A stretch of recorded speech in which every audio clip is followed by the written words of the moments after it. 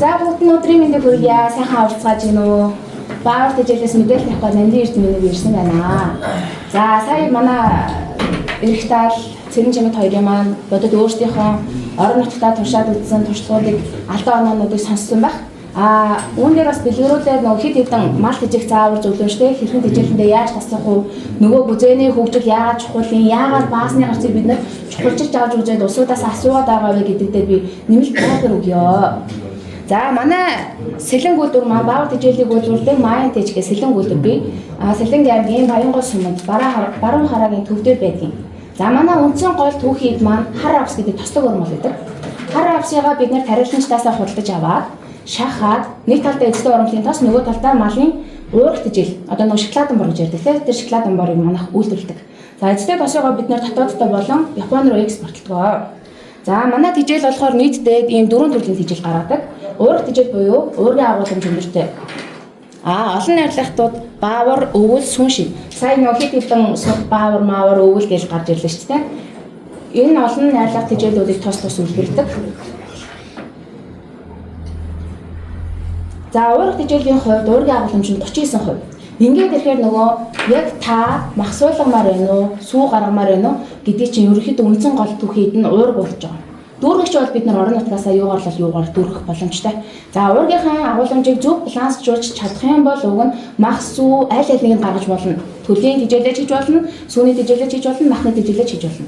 За тэгэнгүүт 2015 оноос хойш уурах тэжээлээ гаргангууд малчид маань яг тэжээлээ зөв балансжуулж арай амжихгүй байгаа байхгүй чадахгүй байгаа юм. Тэгээд нөгөө бүрэн дүүрэн үр дүнгээ үзэж чадахгүй болонгууд нь бид нар 2024 оны 2 сарын 3 төрлийн баавар гэдэг чиглэлүүдийг гаргасан.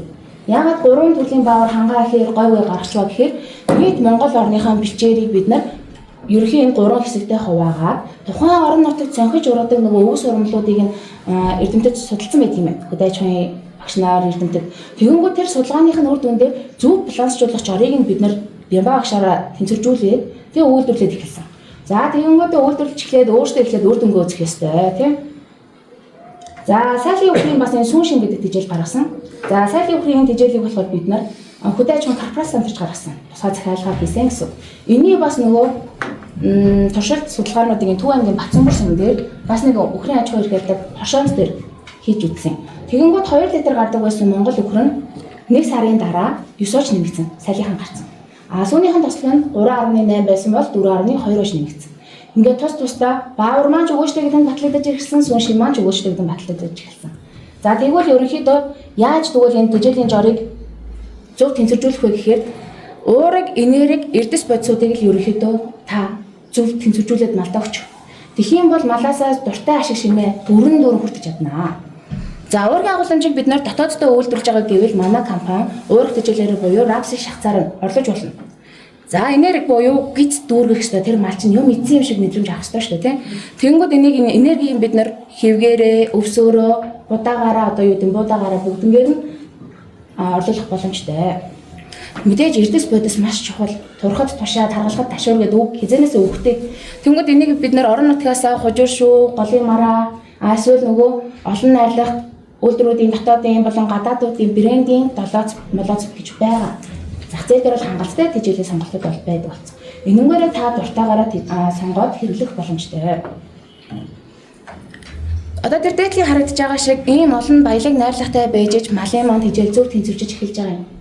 Тэгэнгүүт одоогийн нөхцөл байдал дээр бүгдээрээ харах юм бол өвсөө өгчөж байгаа юм хэвгээ тооноор нь бэлдэж байгаа тийм будаагаа. Тэгэнгүүт эдэс буцаа сайн өгчөж байгаа юм. Тэгсэн чинь нөгөө уург байхгүй. Уург байх болоод эрэнгүүт нөгөө мал чинь өвөл таргаа алддаг, тамирддаг, хээлээ хайдаг, давжаардаг нэ тэрэг. Яг хүссэн шиг чинь үр дүн үзүүлж чадахгүй байгаа байхгүй юу? Махан дэш тэр сүн дэш тэр. За тэгэнгүүт өмнө нь илүү дутуу тэжээл байгаагүй зүйл яаж болоод ийсэн юм бэ? Хизэнээсээ бид нар чинь марч удамтай осоод. Тэгэнгүүт ерөнхийдөө одоо бол хин хүнгөө мэдж байгаа бэлчээрийн дааз хитэрцээ. Урмлын төрөл зүйл хуурцаан тий малчад хүртэл өөрөө ажиллаа цуслан дээр өвөлжөөн дээрээ урмал нь нэг л биш болоод байгааг мэдсэн. Ногоон бас харагдаад идэг очиод толоод үзэнгүүт 2-3 төрлийн. Тэгэнгүүт тэр нэг нөгөө уурагт буурцагт урмлууд биш. Тэгэнгүүт нөгөө мал маань өөрөө хавар эргэн тарга аваад дараа нь махан тарга аваад тэгээ намар оройд өөхөн тарга аваад өвөлжөөд ингээд циклтэй явж байсан чинь бичээр дээр нөгөө буурцагт урмлын татаад ирэнгүүт бичээрээрээ там яваад иж шатгаа байцсан. Тэнгүүд заавалж нэмэлтээр өгөх ёстой. За нэмэлтээр өгөнгүүтээ та гадныхыг авах юм уу, дотныхыг авах юм уу өөртөө л мэддэг. За юм байна. Тэгвэл ерөнхийдөө мал маань тэжээлээ яаж шингээдэг вэ гэхээр 70-30 гэдэг алтан харьцаа бий. Орсон бол гарах ёстой. 30% нь аргал баас одоо юу гэдэг юм те хоргол болох ёстой. Тэгэнгүүт өвлийн уйлралда мачид маань хангалттай сайн өвс тэжээлээ нөгөөд будаа тариагаа аваад тавьсан байхад 100% мал маань тэрийгэ эдэнгүүтээ 30 орчим хувийг л бидээ шингээж 8 торгоох нөхцөлтэй өөр. Энэ дээр нь багахан хүчит тэжээл нэмээд өгвөл уг нь 70 болоод нэмэгдэх гээд байна. Тэгсэн чинь яг зөв тэжээлээ олж чадж гинэ үгүй гэдэг чинь бас асуудалтай зүйл. Зуны бэлчээр сайхан шинэ ногоо гарсан байдаг. А гэхдээ 70% бол шингээж чадахгүй байхгүй. Яагаад гэвэл нөгөө гүзээний хөгжилт энэ дээр яригдана. Бас л нөгөө зуны бэлчээр дээр нь хүчит тэжээл нэмжээж л энийг 70 руу нэмэгдүүлж байгаа юм. Түрүүний усуудын хилээдсэн тийм гүзээ хөгжөөгүй байх юм бол юм улцан цагаан гүзээ гарч ийна гэдэг чинь бүр судалгааны ажилтай юм байна. Хөдөө аж ахуйн сургуулийн багш нарын судалгааны ажил дээр энэ 3 хурганы гүзээг судалж үзсэн. Бүгдээрээ 2 сартай хурганы гүзээ. Эхний хурганы гүзээ нь ихийн сүү болон байгалийн ус одоо ихэвчлэн малчид маань хургаа, ишгээ ингэж л тэжээлд оруулдаг. За хоёр дахь нь болохоор бага зэрэг үснийх нь өнгө нь хувирсан бор шархал харагдчих. Гүзээний өвчл бага зэрэг явагдсан. Энэ нь болохоор нэмэлтээр хэв өгсөн. Олон төрлийн тэжээл идэж ижил нөгөө гүзээний өвчл маань явагдана гэж суран хэлсэн шүү дээ. Яг чи энэ дээр харагдаж байгаа юм. За олон зөв найрлагатай хүчит тэжээлийг өгөөд ихийн сүү байгалийн өвсөөр нь явуулсан бол тийм сайхан гүзээнд хөгжих нэ. Энэ гүзээд бол яагаад хөгжих нь юм чухал юм бэ гэх юм бол энэ гүзээний чинь үс завсар зай болгонд 200 төрлийн ашигтай бактери 20 төрлийн бичил биетэнгүүд амьдардаг. Нүдэнд үзэгдэхгүй энэ өвчүүхэн амьтад маань энэ гүзээний үсэн дотор амьдрах орчингоо бүрдүүлж ижил гизээр орж амаар орж ирсэн үсийг нь задлана уу гэхээс октосоо байхгүй бол энэ ашигтай бактери биш амьдрах ямар чадамжгүй байхгүй. Орлоо гарлаа. Ерөөсөө бидээ нөөж авч чадахгүй. Идээд том баагаад идэг тэгсээ хэрнээ хангалттай удаад хүрдэггүй. Тэр чинь ердөө л энэ гүзээний хөгжил дутуу явагдсны шинж. Гүзээний хөгжил явагдахын тулд тэр нөгөө бэлчээрээсээ ч бай, нэмэлт тэжээлээсээ ч бай, олон найрлагатай зөв цэнцэржүүлсэн тэжээлэл идчихэж энэ гүзээний чинь хүүс ургана, хөгжнөө. За тэгвэл ерөнхийдөө Монгол улс маань МНС 2008 гэсэн ерөнхийдөө тэжээлийн стандарттай. Энэ тэжээлийн стандартад юуг заасан байдаг вэ гэхээр дөрвөл өөр шүү. За. Энэ дээр юуг заасан байв гэхээр тухайн уу цав балаа боол дээрээс нь малчаан аж ахуй эрхлэгч хараад уушаад уурган эрдсэн тэд гэсэн мэдээлэл энэ дээр бичсэн байгаа. Тэндээс нь харангуудаа сайлын өхрийн тэжээлээ махны өхрийн тэжээлээ гэдгээ ялгаж явах хэрэгтэй. Тэгэнгүүт одоо та бүхэн маань нийтлэг одоо тэжээлүүдийг бодоод үзээрэй. Одоо хэвгэн дээр ч юм уу хорголжин дээр. Тэгвэл юу гэдэг вэ гэхээр нөө брендийн нэр байдаг. Одоо хэвч юм уу хорголжин гэсэн бичиг байдаг. Тэдэн килограмм болоо. Өөр нь байдаггүй. Тэнгүүд хадгалаад бодоо орсон юм уу хэвэг орсон юм уу хэвгээ хорголжсон ч юм бэл мэдэхгүй шүү дээ. Тэнгүүд энэ мэдлэгийг стандартыг нь мөрдөх ёстой. За манай тэжээл яг үр дүнтэй юу буй юу гэдгийг хөдөө аж ахуйн сургууль болон САМ институт тэгээ манай Маяг тэжээлийн компани дээрс нь энэ судалгааны ажлыг дууссан гот хөдөө аж ахуйн яамн дээр бид нар танилцуулсан. Яам дэмжлэгээ бид нарт үзүүлсэн. Тэгэхээр хамтраад бараг хөдөө аж ахуйн яам бас энэ судалгаанд оролцсон гэсэн үг. Зуны бэлчээр дээр нь нэмэлт тэжээл өгөөд өсвөр малыг эргэлтэнд оруулж болох юм уу гэдгийг бид нар 24 оны 7 сард судалж үзсэн. За Сэлэнгийн баруун хараа дээр ерөнхийдөө бэлчээр маань иймэрхүү байдаг. Өнгөрсөн 25 оны бэлчээр бол бүр улаан хаталцаа байсан. За тэгэнгүүт бид нар үйлдвэр усаа хамаарахгүй тухайн нөгөө баруун хараагаасаа айлаас цуглуулаад 100 бирүү цуглуулж авсан. Сүүнийх байсан, махных байсан, Монголын бирүү байсан. Бүгдэн дээр нь бид нар ямар үр дүнд үзүүлт юм бэ гэдгийг харахын тулд цуглуулж авсан. Мэдээж судалгааны ажил учраас яг бирүү болгондоо бид нар жигд хүртээмжтэйгээр өгөх ёстой учраас тусгай юм зогсоолыг өөрсдөө нөгөө инженерүүдээр гагнуулаад хийлгэсэн. За тэгэнгүүт ерөнхийдөө энэ 20 өхрийн зогсоол байдаг. Энэ 20 өхрүүд нь нэг өөрсдөө нөгөө тэжээл иддэг групптэй байхгүй юу? За бэн дээр бол сайрагдана. Нийтдээ 20-20-оор нь 5 групп бид нар болгож хуваасан. Тэгэхгүй бол нөгөө айлын зүгийн бюро бид нар зүсэж өөрсдөө тогтоож амжихгүй байгаа байхгүй юу? Тэгэнгүүт ингээ 20-20-оор нь багцлаад оруулаад сургацсан чинь нэг эхний 7 хоногт ижилсэд гисэн нөгөө 20-тойгоо. Тэгэнгүүтээ яг нөгөө тэжээлэндээ ороод бид нар дасгах журмаар энэ цосолд оруулждаг. Орлоо буцаж ухаж гарлаа. Илүү дутуу өөр ишээ тишээ хөлгөн хийхгүй нэгийг дээрлэхгүй гэсэн үг. За тэгээд өгөөд үтсэн чинь үр дүн яаж гарсан бэ гэхээр Монголын анх одоо энэ 7 сарын 1-нд авахсан зураг 120 кг байсан. За энэ бүр уг нь бол 6 сарын 3-нд манай дээр ирсэн бирүү. Анх бүр 98 кг ирсэн. Тэгэнгүүт нөгөө 100 бирүү цуглуулна гэдэг чинь тийм чамар ажил биш учраас Төрүүлж ирснийгээ бид нэр зүгээр зас сойгоод иж болохгүй байхгүй. Тэнгүүдээ багаар нэг тижэл өгсөн чинь сарын дараа 98 байсан яруу маань 120 болж нэмэгдсэн. За сэлэнг бол дурн харагдаж байна. 150 кг дээрсэн бол 3 сарын дараа 370 кг амьдын жинд хүрсэн. За одоо хорлоо гэдэг ах маань бас ерөөхдөө 100 бэрон дээр ажилласан хүн байгаа. Бичлэг гэсэндээ ТV таваар гарч ирсэн та бүхэн санаж ивэл харсан байх. Манай баав тижэл дээр ч гэсэндээ байгаа шүү. За ярьсан. За ийм байна. Туршилтын ихэнд туршилтын дараа. Еврейс ажиглаарай. Нөгөө усууд яг тэр нөгөө бичлэг яасан чи ярьслаа өгсөн дараа начаа шүтлэн гэрөө хоёрыг харьцуулсан биш гэдэг юм. Ивэр өөрөө цуснасаа нөгөө тижэл авдаг учраас цусан сайхан нөгөө шин тижэлтэй уурга ирсэн агуулгын тижэл ороод ирэнгүүт ивэр өөрөө бүдүүрээд итгэн гэл. Тэгэнгүүт нөгөө манай өвөө эмээ нэрхэлдэгсэн баггүй юу? Эзний өхөр авахдаа мухар өхөр авч гэдээсэн чинь илүү нөгөө шин тижэл нь эвлүүгээ биш биендээ суунаа гэсэн үг юм байлээ. Би бол сүулдэл тэгж ойлгосон. За мэдээж манай одоо беронууд маань өс мөс нь хазарсан, хатаж хорж исэн айл хүн ер нь бол тэгтээ жоохон муугал зардаг штэ тий мэдээж штэ бүгдээрээ тий. Тэгэнгүүт дараа нь яг зөв тэнцвэржүүлээ 100 200 грамаар өгөөд ирэнгүүт хонгон сайхан дүүрэл үсээ хаяал эхэлж байгаа. За тэгвэл энийг яг нөгөө бид нар үр дүнтэйгүй юу гэдгийг хяналтын бүлэг буюу октосоо тижэл идэггүй яг ижилхэн нөгөө тухайн бичээдээ байсан 13 бюротой харьцуулж үзсэн. Дархан мэдэд бид нар үйлдвэр аргаар бол яасан. Зургийг авч өгч гэнэ. Би жоохон хурдан байна уу? За дархан мэдэд бид нар үйлдвэр аргаар болсон. За тэгэнгүүт одоо энэ өрөөл дээр илүү сарагд. Наадлын хоёр өрөөл нь манай баавар тижээлийн туршилтанд орсон бюроны харагдчих. Цаадлын хоёр нь нөгөө хяналтын бүлэг буюу октосоо тижэл идэггүй. Бичээрийн бюро. Хяналтын бүлэг маань дунджаар ерөнхийдөө 198 кг амьдын жинтэй 91.6 кг гулуусны гарцтай угаасаа байдаг нормал жин. Тижэл 1-ээс тижэл 5-ын хооронд нөгөө сүүнийх, махных, монголынх нөгөө бюронууд чинь ингээд рандомаар гаргацсан байгаа байхгүй. Дунджаар ерөнхийдөө амьдын жин 300-аас дээш кг татсан. Гулуусных гарц нь ерөнхийдөө 150-аас дээш гарсан. За тэгэнгүүт нөгөө амьдын жингийн 50% гэж ярьдаг боловч яг бэлчээр дээр байгаа бюро маань 46.3% гулуусны гарц гардсан байлээ. Гэхдээ бид нар бол заавч нэг 46.3 хуваагаад ингээд жоохон төвөгтэй байхгүй. Тийм болохоор бүгд дээр нөгөө ерөнхийдөө 50% гэж ярьдаг. За тэгэнгүүт нөгөө цэрэнжиндийн маань харсан нөгөө гүзээний үчгийн дээр харагдана. Энэ сархинагууд нь болохоор тэр улцан цагаанууд нөгөө хяналтын бүлгийнх. За манай тижээлийг эзэн бүх сархинаг нь юм хар ус. Гүзээний өвжил хангалттай сайн явагдсан байна гэж. Тэгээд энэ дотор ч нөгөө нүдэнд харагдахгүй хэрнээ хамаг ажлыг нуугуулж байгаа нөгөө ашигтай бактериуд амьдарч байгаа шүү дээ. Би нэг томилтоор явсан чинь дараа хоолоо өччих.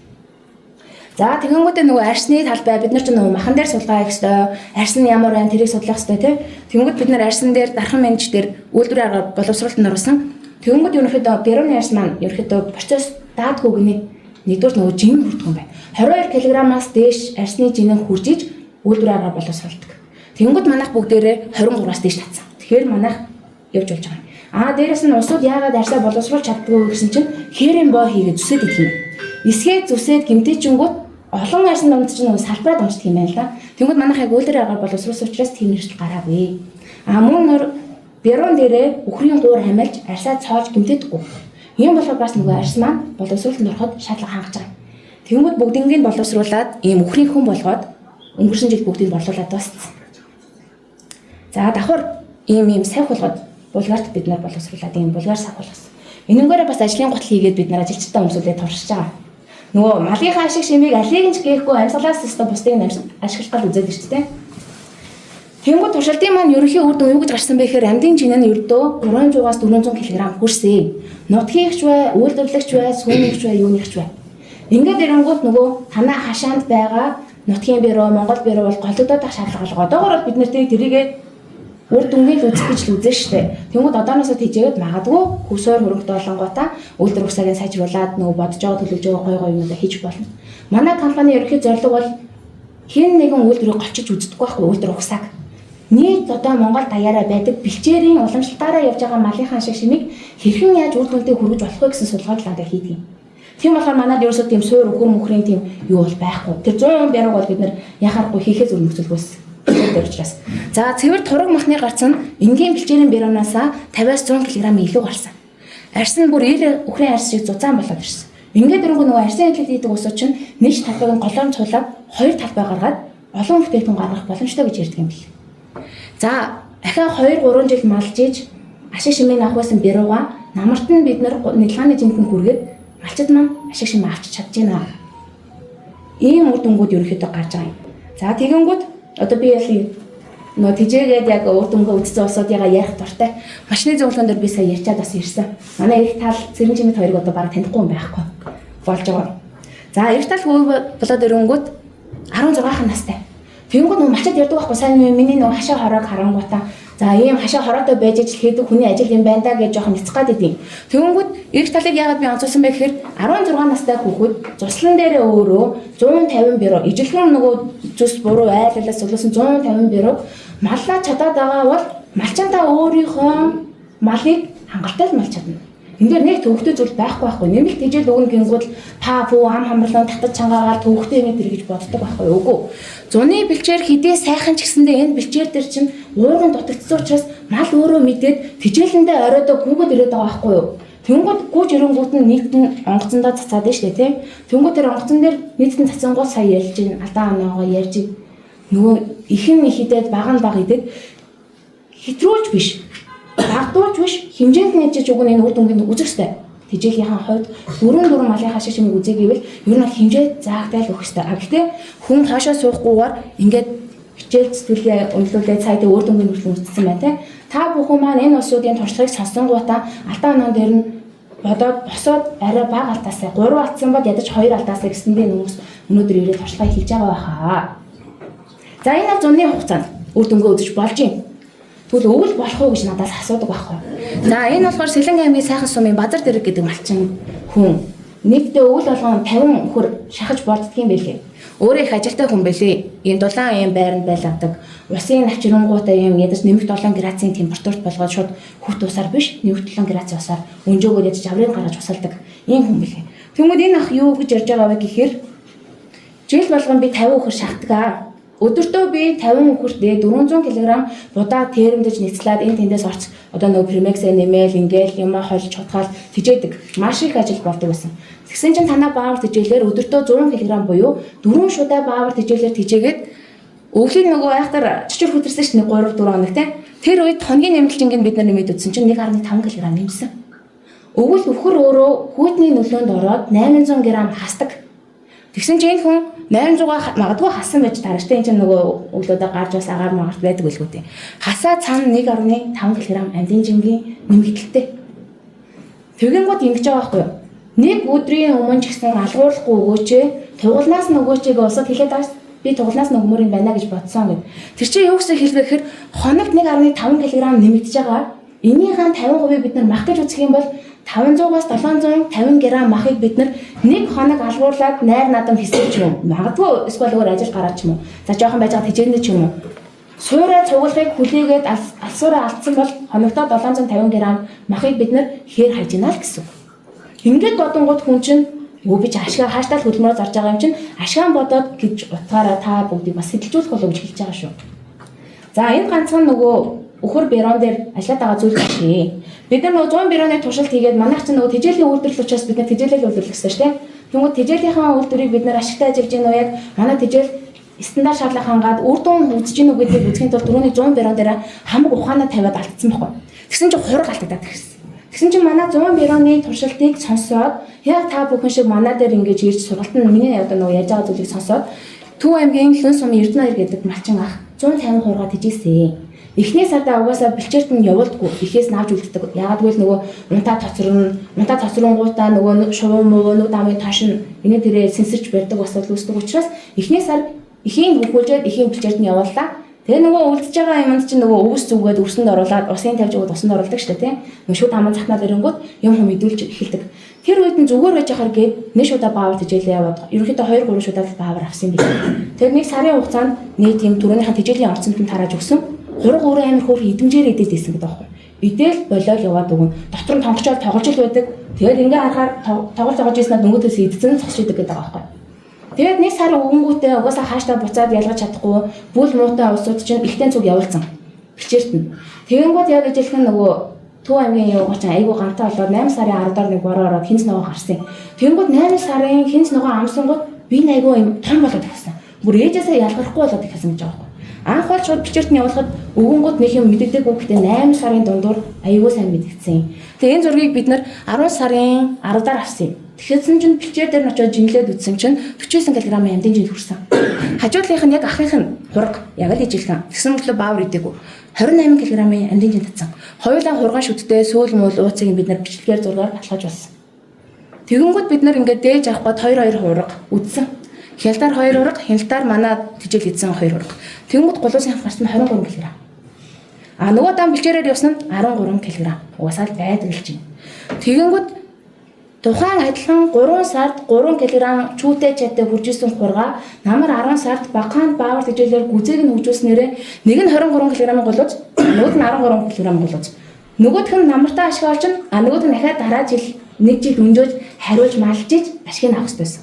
Ингээд ирэхээр цаг хугацаа тэгээ хөдөлмөр дээрэс нь ашигаа тухайн жилдээ аваад байна гэдэг чинь маш том зөрүү гараад ирж байгаа. Магадгүй та бүхэн маань бюро сонирч байгаа ч гэсэндээ ах トゥ амрах саданд чинь хураг байгаа бол яг үдэд төлийн үед ч тий тэнгууд ядаж гэрт нь очихдаа та бүхэн маань илүү дотор боовч хэрээсээ илүүтэйгээр шуудаж болохоо баавар тижэл аваад очиорой. Тэгэх юм бол малчин маань өөрөө үр дүнгээ үзээд шал өөр юм байна гэх мэдэрчин. За тэгэнгүүт одоо нөгөө судалгаа шинжилгээний зүй чинь гарнаа. Яагаад 100 200 грамаар тижээгээд үр дүн юм амар айхтар зөрүүтэй 1 дахин 2 дахин бараг заримдаа 1.5 дахин үр дүн илүү үзүүлээд байна гэсэн чинь усууд хайгаад байгаа байхгүй юу? Надтай ялангуяа уцаар ярьж байгаа хүмүүс, яг нүүр тулаад асууж байгаа хүмүүс танаа бааврыг идсэн мал ингэж айхтар таргалж байгаа юм бол тэр малын махыг идэнгүүд би бас үрд их юм шүү гэж айдаг. Айхан зүг байхгүй. Тэгэнгүүтээ судалгаа шинжилгээгээр бүгднийг харьцуулангууд ерөнхийдөө уураг ирсэн тэнцвэрчсэн тижээлээр гүзээг нь хөгжүүлсэн учраас илүү дутуу нөгөө тижээлийн гэдэг таттгэл биш, уламжлалт бичээрийн гэсэн таттгэлаа хамгаалж авч үзэж чадж байна. Тухайн малын гүзээг л хөгжүүлсэн болохоос биш, дамболын ууж байгаа юм шиг дамболыг гуйлж зарж ам шиг пүн гэсэн тагладсан тийм зүйл биш. Тэр малын гүзээ өөрөө хүчрэгчээд тэрийг шингээж чадах гэж болж байгаа учраас бэлчээрээс орж ирсэн өрсөө 70% нь махуулгаж нүүж байгаа тийм ажил хийж байгаа. Манай баавар бол гүзээг л хөгжүүлдэг. За тэгэнгүүт ерөнхийдөө хоньны махан дээр 17 төрлийн амин хүчил илэрдэг юм байна. Тэгсэн чинь манай баавар тижээлийг эзэн хурганы махнаас 18 амин хүчил илэрсэн. Ингээд ирсэн чинь бүр сувилын чанартай аюул сайхан шим тижээлтэй мах байна. Дээрэс нь октоос нөгөө нялх хандны одоо нөгөө төлгийн мах шууд энэ хураг 23 кг хүрсэн ч хургал авахгүй юу. Тийм учраас нөгөө антибиотикийн үйлдвэрлэл бүгдээр илүү стандартын шалгалт хангаж байна гэж үзэж байгаа. За одоо энэ болохоор нөгөө түрүүний кислогийн шинжилгээнүүд нь харагдаж байна тийм. Гуйнаас нь ч хүзүүнээс нь ч аль алинаас нь авч үзсэн. Аль аль нь бүгдээрээ эдэмжтэй зөөлөн, шүүслэг, шүүл ус сайн гардаг одоо эрсданы чиглэл юм байна. За дахиад нөгөө арьсан дээр яригдана. Уг нь Эрдэнэ ахын хонь бол нутгийн хонь. Тэгсэн чинь яг энэ арсныг судлаад үзсэн хүмүүс нарийн ноосд үйлдвэрлэх хонь байна гэдэг байна. Тэгсэн чинь нөгөө уураг ирсэн маань ганцхан биеийн томруулаад зогсохгүйгээр арьс нөгөө ноос ноолууранд бас нөлөө үзүүлдэг юм байна. Илүү нөгөө ноосны дотор бас нөгөө ноолуурын хольц байдаг. Тэр нь микрон гой нарийсаад зөөлөн болоод эхэлж байгаа. Австралианы нөгөө шууд юм өсний машин шиг ингээмар машиндаа нөгөө ноос нь баг бүтнээр шавх гарч ирээд байдаг шүү дээ. Тэгсэн чинь манай Монгол хэн чи яадаг вэ нөгөө хөөгөөл хөөрөөл эндээс өмч эхэлдэг. Тэгсэн чинь нөгөө яг уураг ирцээр зөв тэнцвэржүүлээд микрон ноосных нь нарийн болоод ирэнгүүт яг нөгөө австрал хань шиг болж болно гэж ярьж байгаа. Энэ ноосоор юм хийх юм бол илүү гоё юм таатай зөөлөн кашмир хуу тийм болно гэж байгаа. За тэгвэл бүгдээрээ өөр ашигын тооцоо заавал бодож үзэх ёстой. 3 сарын хугацаанд хэдэн төгрөгийн тижээлийн зардал гарсан бэ гэдээ манай хоёр ихтгэжээс асуусан шүү дээ. Ийм зардлууд гарсан. Хураг хамгийн ихдээ 100 г-аар бид нэр тооцсон. Хизээс 100 г идэж бардгуулахгүй. Анх гарсан төрснөөс нь хойш эхний 7 хоногт тижээлэнд нь оруулдаг. Тэгвэл бүр сайн байдаг. Хоног алдаж болмооргүй шүү дээ бүгдээрээ. Хоног алдахад нөгөө ямар айхтар мах алдсан бүгдээрээ санаж байгаа шүү. Тэгэнгүүт хамгийн ихдээ бид нар максимум тооцсон бүр ээжийнх нь хэмжээгээр тооцсон 100 г. 90 хоногийн хугацаанд 100 г-аар өдөр болгон тижээхэд 16200 төгрөгийн тижээлийн зардал гарангуудаа зөрүүнд нь танд багадаа 100 сая төгрөг ашиг өгнө. Намар хураг өөрөө 70-80 мянга байдаг. Тэгсэн чинь сая Эрдэнэ малчин 23 кг голооц хүрсэн. 11 мянгаар бодсон. 10 мянгаар бодлоо 230 сая төгрөг хүрсэн. Өнөөдрийн хашаа бодоод үзээрэй. Энээс дахиад өөр тоо гарна шүү. За бюроны хувьд бидний 24 оны нөгөө туршилтаас л бид нар үзэж байгаа юм. 100 бюро тижээхэд 90 хоногийн хугацаанд нэг бюронд өдөртөө максдаа 1 кг гэж тооцоод 162 сая төгрөгийн тижээл орсон. Зөрүүнд нь нөгөө хураг махныхаа гарцаар бид нар бодоод үзсэн чинь манай компани нэг бюро маань сая төгрөг өгсөн. 100 бюроноос бид нар 100 саяг олж чадсан. Өхрийн хүм дотор дайврыг энэ чинь оруулаагүй шүү. Ингээд бодох юм бол тэднэрийгээ ч гэсэндээ бид нар зөв боловсруулад эргэлтэнд орж чадах юм бол нэмэлт ашиг танд өгнө. За ийм байна.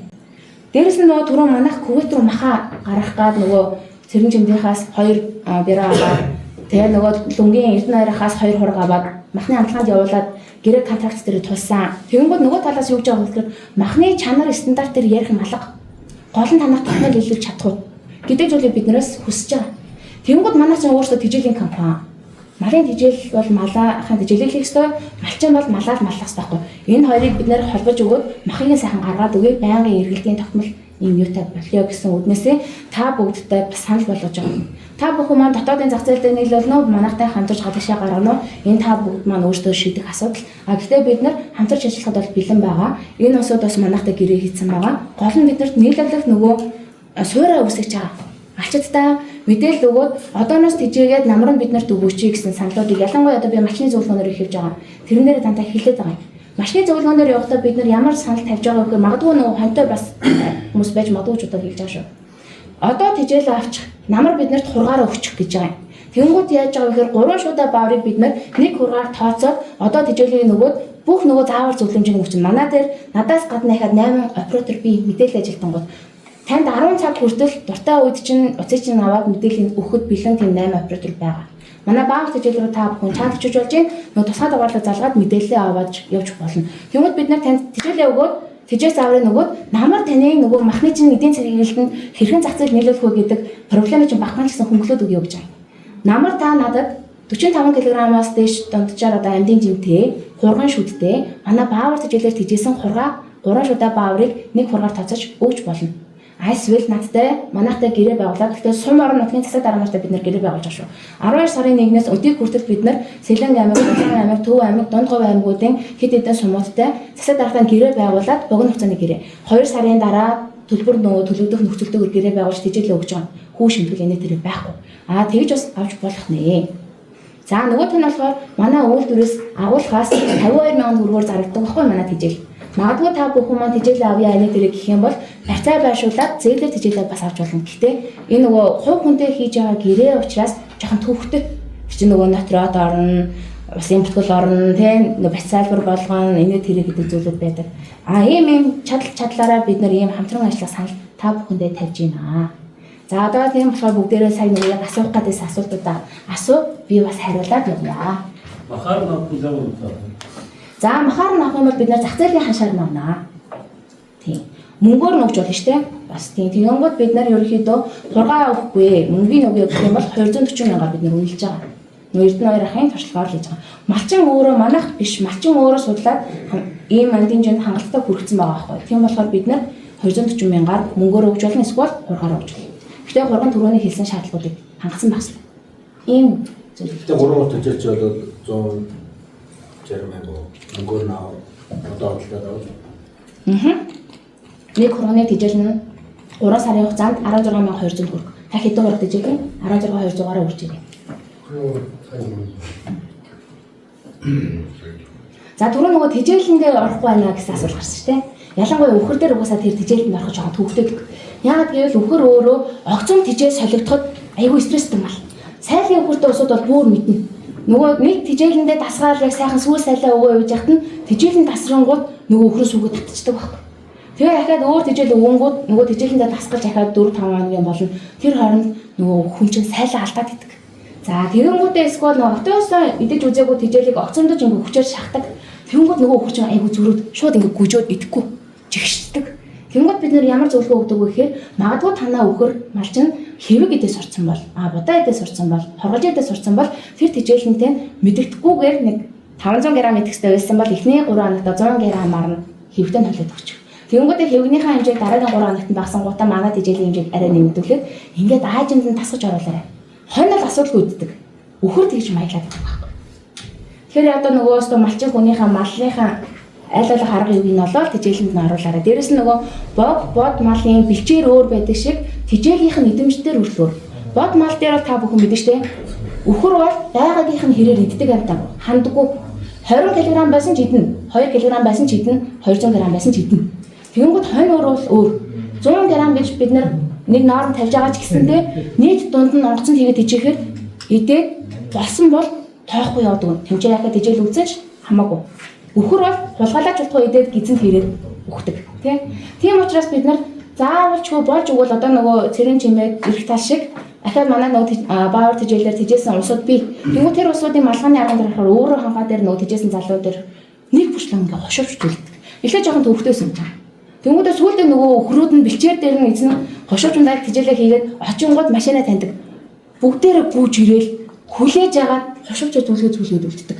Тэгээд дуусангууд гүйж ирээд хошоовчоо тайлалдаг. Ийм. Уулын орой дээр байхад өөртөө машинаа харангуудаа бууж ирээд эзнийг хүлээж байгаа байхгүй. Тэгээд ээлж дараагаа хүлээгээд эхнээс нь зүйлгээ явдаг. Нэг л малчин байсан тэн дээр.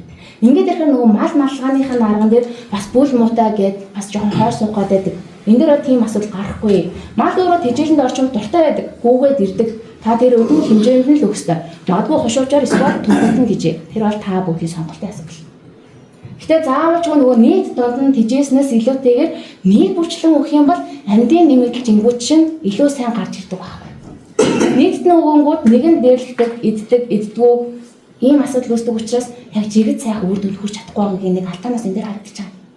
Тийм болохоор энэ дээрээс та бүхэн манд бодоорой. За баас ирсэн шүү дээ түрүүн. Баасны гарсан дээр бид нар яг аач холбогдол үздэг үү гэхээр нөгөө та бүхэн мэдгүй нөгөө өхрийн бөөр ингээд цоолцсон те босоод ингээд гараа игээл Япон, Америк одоо хөндөр үжилтэй орнууд дээр тийм нөгөө бөөрөндөө цоорхоотой өхрүүд байгаад байдаг шүү дээ. Тэр чинь яаж байгаа гэхээр нөгөө өхрийн чинь өөрөө нөгөө ходоодны таславчинд нь аль үе дээр нь байж гэн тэжээлийн шигдсэн яг хэдэн цагийн дараа ямар болж гэдгийг судалгааны шинжилгээнийхэн зорилгоор тэгж бөөрийн цоолж үздэг байхгүй юу? Нэг цагийн дотор тэжээл ингэж гарч ирж гэн, хоёр дахь нь ингэж гарч ирж гэн гэдэг те. Тэгэнгүүт манайх ч одоо ямар өхөр болгоноо цөөлөд одоо бөөрийн цоолоод айлт таньж чадахгүй шүү дээ амар үстэй.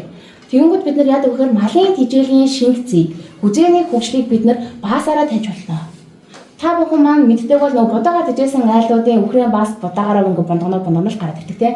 Тэгэл бочмор гахаа шуугуулаад байдаг штэ. Тэр чинь яаж байгаа вэ? Тэр тухайн будаа сайнны үед сайн хамаг нөгөө гоё ашиг шимэн тэр будааныхаа цөмөндөө байгаад идэг. Тэгсээр нэг хүзээний хөгжил байхгүй учраас баасаараа бүтнээрээ гараад байгаа юм.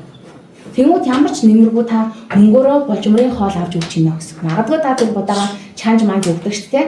Тэр бэлчээргээд авч чинь урд будаа бүтнээрээ гарч ирээд байдаг. Ингээд ирэхээр яг нөгөө тэмцээлийнхаа шингэцийг бид нар баас нь хараад ажиглаж болно. Заримдаа нь одоо ялангуяа өвлийн үйлрэл тийм өхрийн баас юм аргалсан уйлсан байдаг. Энд чинь яаж ийм нөхөр бас тэжээлийн шингэц хангалттай биш байна л гэсэн.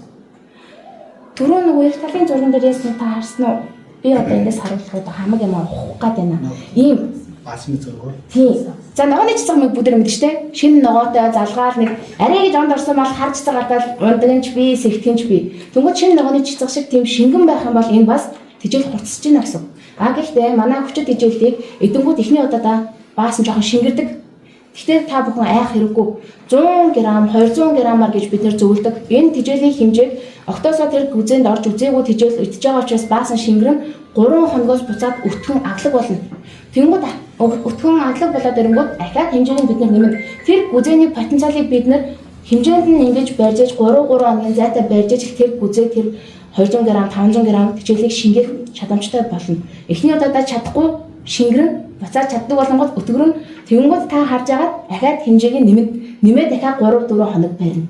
Ийм. Тэгэхгүй зүгээр 200 г-ыг өгөнгүүт ийм сайхан мал сэхэд ирлээ. Ялангуяа би нөгөө дунд говьор явсан чинь тийм усуд таарсан байхгүй. Мал сөхрөөд унсан. Танаа бааврыг 3 хоноод өөрөө боссон гэж байгаа байхгүй. Тэгээд би ахаад 200 г дээр босч байгаа юм бол гэж бодсон гэд дахиад хэмжээг нэмсэн гэж байгаа. Тэгсэн чинь ахаад ядраад нүд ам нь гарахлаад ирсэн гэж байгаа. 200 г-ыг өгөхөд ийм сайн байгаа юм чинь 2 кг-ыг өгөхөд бүр алах юм байна гэж хүн боддог байхгүй үгүй. Аажанда 100хон огцондуулахгүй хүчит тэжээл хэмжээндээ байж иж үр дүнг үздэг шүү. Тийм болохоор тэжээлээ нэмсэн бол адаглаа 3 хоног бариарай. Тэгээд нөгөө аандаа нөгөө 1 кг руугаа дөхөн. Магадгүй туршилтын төгсгөл 1.5 кг хүртэл болсон. Тэгэнгүүтээ одоо манай дээр 300-аас 400 кг гэж хэлээд байгаа боловч ангус мангус ч бүр 420, 450 хүрсэн. Бүр тэгэнгүүтээ сая яасан штэ бэлчээрдээ нэг хаа нэг сэрүүн нэг босч хазалчаад тэгэл юм бол усаа угаа хэвтээд байсан гэдэг чинь тухайн ойрхон бэлчээрээсээ өхөр маань хангалттай гүзийг 14 кг өгсөө олоод идсэн байхгүй юу? Тэнгүүд нэмэлт тэжээл өгөнгүүд нөгөөх нь юм эцэн шиг санагдаад сэтгэл нь ханаад залхуун хүрээд хөвтөөд байгаа байхгүй. Хിവэл хөвтөөд байх хоорондоо нөгөө тэжээл маа сайхан шингээд бидээ махуулаад байгаа. Тэнгүүд нар хөөрөнгүүд угаасаа л хүний лазан хөдөлдөг шиг малын ч гэсэндээ залхуун хүрээд жоох ингэж айхалж хөвж байгаа л ус нь хажууд нь бол бүр дуртай. Манай түрүүний 100 бюро ч нөгөө хажуудаа горхитож гэсэндээ хоёр алхаад горх руу явахаасаа залхуураад эргэж хараад усаа аваад байгаа байхгүй. Тэгээ хөвтөөд онгод илүү нөгөө мах сайн сууж өгч байгаа. За тэгэнгүүтээ хол явж бэлчгийн ерөөсө байцдаг. Одоо та бүхэн санаж байгаа бол намар одоо өвсний сүл тасраад ирэнгүүт уулын орой дээр л өнчгөөд идэг ч тийм бууж ирэх аягүй дургуйлчаад идэг. Яагаад гэвэл тэмцээ аягүй шинтэй өвснүүд байгаад байгаа. Наашаа буугаад ирэнгүүт өвснийхэн сүл тасар зайлгтай юм болтугай байгаа юм шиг санагдаад малын манай нөгөө ашигтай уурга муурганд байх учраас мал хайгаад уулуул даваа яваад байна. Тэгэнгүүт уургийг нь эзэн нь нэмээд өчгөр яах вэ гэхээр ойрхон баг энэ хашааныхан гаднаас тижээл одоо нөө өвсөө олж идээд гизээд өргөнгүүтээ залхуун өрөөд эзнийхээ тижээл өгөх цагийг хүлээгээд хөвтөөд байгаа. Манай 100 бюро бүр сүүлдээ бүр хашаанаас холтоо байсан нөө тижээл өгдөг хашаанаас холтоо байсан. Анх бол 1 км-ийн радиус бичдэг байсан бюронууд маань сүүлийн сар бишээ дундаа сарын дундуураас эхлээд бүр 500 м-с болтгоо хийсэн. Тэгээ юм бол тэрийгээ тавьчихсан. Тэгэл хിവэл хөвдөд бандаагаал идэв болсон. Тэнгүүд түрүүний хариулсан шүү дээ нөгөө Монголын бюро чи юм хатцсан жижигхэн битээ те. Тэгсэн хэрнээ юм намхан пагдгар 400 ширээшил юм болсон. Явж ирсэн. Тэнгүүд манай баавар тижэл бол ерөнхийдөө магсуулгадаг тижэл. Өөхийг бол өөр бусад одоо нөгөө энерги дүүрдэг хийвэг өвөс юу гэдгийг те тэднэрт маань дүүргэж өгч чаддаг. Манайх бол махыг сайхан суулгаад өгч чаддаг. Ийм тижэлээ. Хаяад усаа уу?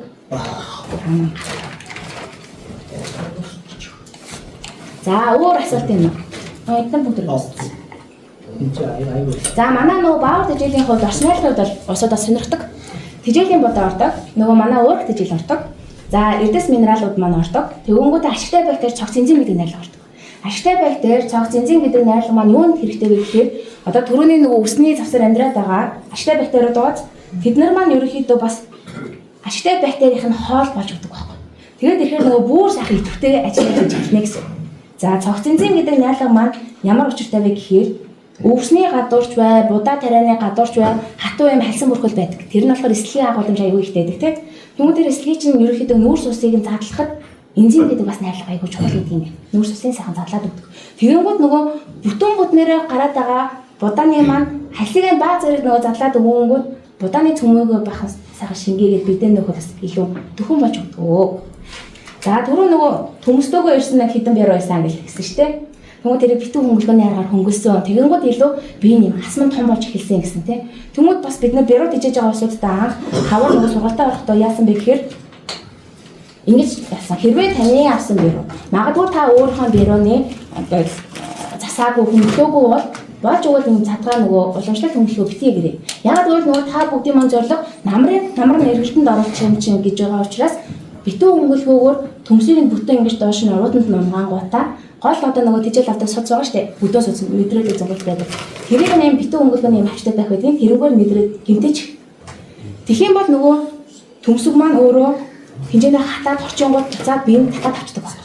Тэнгүүд эцэг малын шинжтэй юм асман том болоод ирнэ. А тэрийг нөгөө намар бид нар өвч юм уу заазлаад эргэлтэнд оруулах учраас санаа зовлох. А магадгүй ахаад 1 жил 2 жил байлганаа шүтлэн хязгаарлан хүртэл байлганаа гэх юм бол асман байвал танд төвөгтэй. Юм бол хашаа хороо эвдээд идэг.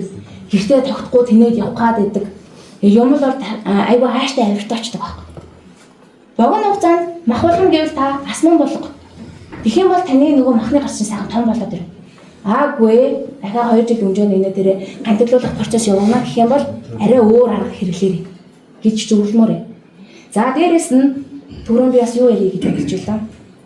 Оо сая амар бодсон байсан юм байна. Түрүү өөрнөөс усаа урчих тэгэл. За тийм. Усаа асуух байхад бодоход яг нөгөө голын налаад багш юм тий би. Энзимийн хоол ойлгох ч тий бүгдээрээ. За ийм тижээлийн үрдэг бууруулна. Ийм бүр айгүй гой сэдв. Бүр ялангуяа та бүгд чиг яг ийм ажил хэрэг болгоё, бизнес болгоё гэсэн асуудаг би бүр хэлэх дуртай.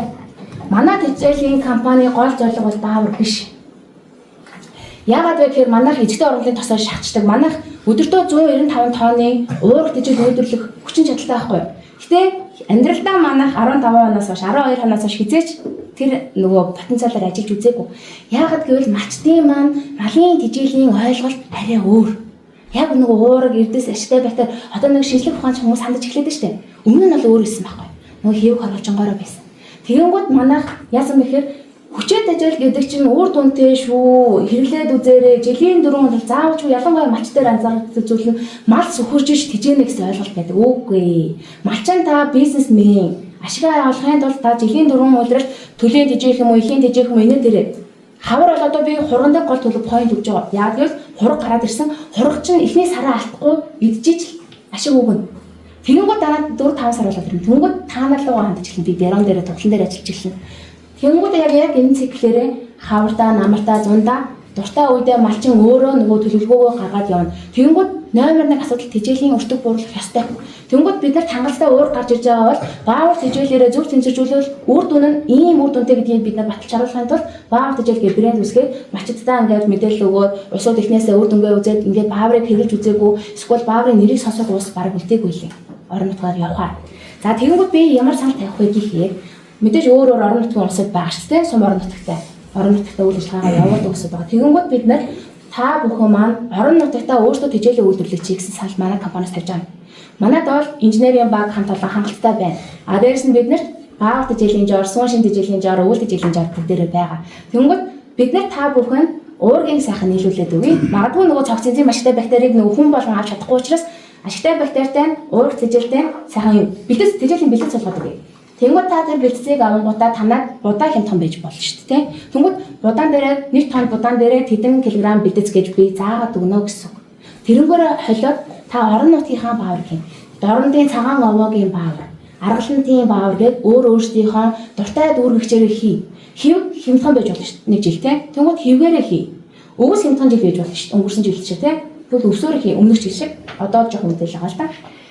Яг энэ зорчмоор танд ямар дүүргэгч хэлбэг байна? Тэр дүүргэгчээрээ хүчит тэжээл хийх боломжтой. Тэрнийх нь арга технологиг би заагаад өгье.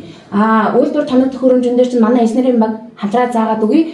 Угсраад, асаагаад хэрхэн ажилтыг заавал зөвлөмж одоо тэр үйлдвэрийг хариуцж ажиллах хүнийг бид нэр зааж, заавлаа сургалт мэдээлэл өгье. Нэг жилийнхэн сервис үйлчлэгийг биднээс хариуцж болно. Та манайхаас тэжээлийн тоног төхөөрөмж авч болно. Эсвэл өөр тоног төхөөрөмж авч болно. Бид нар танд юу өгөх вэ гэхээр тэжээлийн бэлтгэц заавар жарыг нөгөн. Хавар та төлийн тэжээл хиймээр нэг юм төлийн тэжээлийн чинь зааврыг өгнө.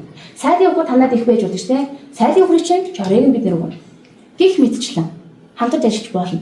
За түрүүний нөгөө нэр дурдаадаас өвөл гэдэг тэжээлийн талаар би бас ярих гэж бодсон. Өвөл тэжээл юугаар онцлог вэ гэхээр нөгөө айхтар 23 оны зууд шүү дээ. 100 өнгөдрөөр явсан.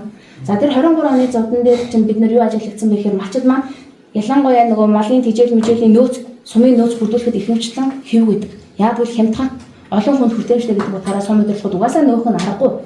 Тэгэнгүүт хэвний өртөгтэй хэвнээ хүчит тэжээлийн үр дүн үзүүлдэг тэжээл бид нар хийх ёстой байна гэж жүжигчин Өсгөө ахтай хамтраад тийм өвөл гэдэг тэжээл гаргасан.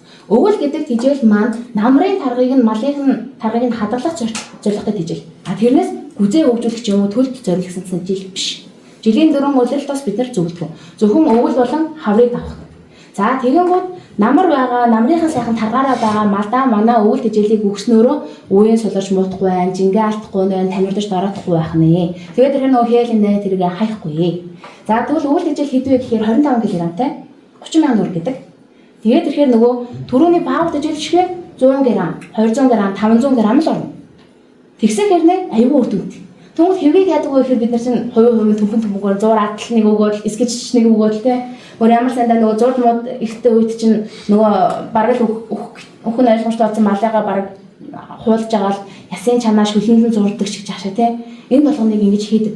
Энд чинь харгаа барсан хүмүүсийн үйлдэл ахгүй юу? Ингээд хижээчих юм бол үр дүнтэй юм болов уу гэд хүн өөрийнхөө эд хөрөнгөдөр туршаад байгаа байхгүй юу? Түнгүүд манай компани туршсан. Энэ усууд туршсан. Үр дүнгээ та бүхэнд алдаа оноотой нэг нүгөө хэлж байгаа үед та заавал бас ингэж азаа үзэж сориод авах шаардлага байгаа юу? Тэ? Бас бодох хэрэгтэй зүйл. Тэгэнгүүт бүр дээрээс нь би малын гаралтай зүйлийг малтан өгнө гэдгийг би ойлгодгүй. Яг зөвлөмжтэй байдаг. Тэгээ фэйсбүүкээр аягүй их явдаг тийм. Тэгэнгүүт яадаг вэ гэхээр тухайн үед аим мэд гарч байгаа боловч дулаан ороод ирэнгүүт нөгөө мэдрэлийн гаралтай өвчнгүүд үүсдэг байхгүй. Эргүүтэж барьдаг тийм. Тэгэнгүүт та боддоо өвөө сэдэж шингээж байдаг амьтны гиз дотор хизээнээс л өвсөө шингээдэг амьтны дотор гидс хин тандны гаралтай, махны гаралтай, ясны гурил мөл ороод ирэнгүүт тэр гиз гүзээ таних ордог л байхгүй. Тэгээ магадгүй гадагшлахгүй ч юм уу мэдрэлийн гаралтай зүйлүүд тэр гаргаад шүүл болж байгаа амтан өөрөө ямар ч бас бактери хийж байгаа юм лээ. хүртлээс байсан гэж байгаа шиг бас нэг тийм галзуу төвчөн байхыг үгүйсэх байхгүй. Тийм учраас та бүхэн маань аль болох урмлын зүйлүүдийг малдаа өгөөрэй. Малынхаа ашиг шимэг хүртээ гэвэл хэтрүүлж биш хэмжээнд нь өгөөрэй. Хоногт нэг хоног алгуурлахад 1.5 кг амлын жин алдаж байгаа штэ. Тийм болохоор та бүхэн маань яг хуваарьтаа зөв хийгээрэй. Яг юу руу орж байгаа гэдгээ сайн бас үзээрэй. Бэлтгэх байдлуудаа сайн гаргаж ирэх юм бол асуудалгүй. Тэгээ нэг жил үзээд туршаад үзэнгүүт мантай мань хангалттай яваад. За тэгэнгүүт үр дүнгээ үзээд ашиг олоод мөнгөтэй олцоод яах юм? Дараагийн арга нь тэжээлийн уртыг яаж бууруулах вэ? Тэр чинь манай компанийн яг тэжээлийн тоног төхөөрөмжийг чинь нийлүүлэх бол нийлүүлж болно. Магадгүй танай аж ахуй анхнаасаа тэжээлийн одоо тоног төхөөрөмж өрхийн хэрэглээнд авсан бол манахаас бэлтгэж авч болно. Миний болон манай компани гол зорилго нь малчид үр дүнгээ хүртээд мөнгөтэй болж иж тэжээлийн компани ашигтай ажилладаг байхгүй юу? Энэ философин дээр бид нэр явна. Ашигтай ажиллахын тулд та бүгдийг 8 оператор 10 цаг хүртэл таны утсыг залгахыг хүлээгээд ч юм уу тэнцээ мэдээлэл өгөхөд бэлэн сууж байгаа. Тийм болохоор та тэр хүмүүсийг бас ажилтаа байлгаарай. Эсвэл чатаар орж ирээрэй. Тэгэнгүүт нэг хүсмээр байдаг зүйл байна. Та бүхэн маань одоо гараач ярьж магадгүй. Тэгэнгүүт яадаг вэхээр усууд тодорхой юм ярьдаг байхгүй. Ерөнхий юм ярьдаг. Үхэр тижээ гэсэн юм байна. Чи үхэр чинь сайлын үхэр, махны үхэр, тэнгүүд ахаа шүдлэн биараа тугуул инээ тэрэ. Тэнгүүдээ бүр одоо мууцсан байгаа, тамиртай байгаа, тарахтай байгаа, хээлтэй байгаа, хээлгүй байгаа инээ тэрэ. Энэ зүйлийг нарийн хэлэх юм бол таны хүсэж байгаа хариулт нарийн ширээ сайн авчна. Зөв асуулт асууж зөв хариулт авна. Тийм болохоор та бүхэн чатарч бай манайх руу бичихтэй уцаар лавлахдаа аль болох тааш нь хэлээрэй. Нэг шүдлэн муудаад байна. Монгол юм байгаамаа гэх юм бол за тэгвэл ингэж өгөөрэй.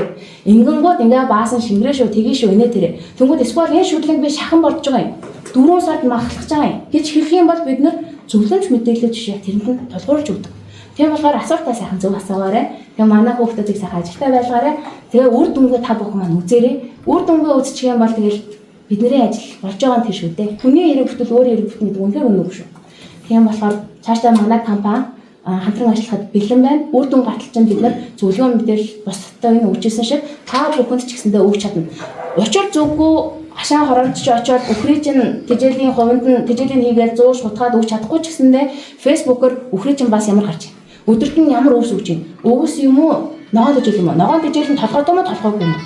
Үнс юм уу, өнжөөг юм уу? Гэдгийг чинь сайн асууж давж тэрнээс бид нар зөвлөгөө өгнө. Тэрний дагуу тэжээснээрээ та үр дүнгээ хоног хугацаанд авч чаднаа. Энэ өвлөлт тэжээлийг одоо малчин жоохон хүчин суугаад байлгсан байгаа шүү дээ. Тэгэхээр одоо өвлөлт өвөл тэжээлийг намрын таргын хадгалах зорилгоор 11 сар 10 сарын сүүлчээр 11 сар эхэлж өгөх зүгээр. Яг өдөрт мал нууцсан байх үед өгч болохгүй. Яг гэвэл уургийн агуулмж нь 24 хувь таахгүй. Тэгэхээр нөгөө баавраасаа илүү байгаа хэрэгтэй тийм.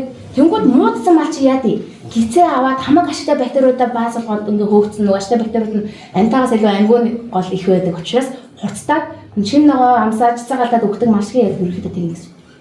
Үйл тэжээлийн найрлага бол яг одоо нөгөө ордог бүх юмуд нь орсон байна. Тийм, үйл тэжээлийн найрлагууд бол ижилхэн уураг эрдэс энерги бүгдийг агуулсан. Яг өртөө буртаа байгаа юм бэ гэхээр тэжээлийн нөгөө орсонд чинь ангилал зэрэглэл гэж байгаа. Тэнгүүд манай уураг тэжээлч өөрөө 40 кг нь 85,000.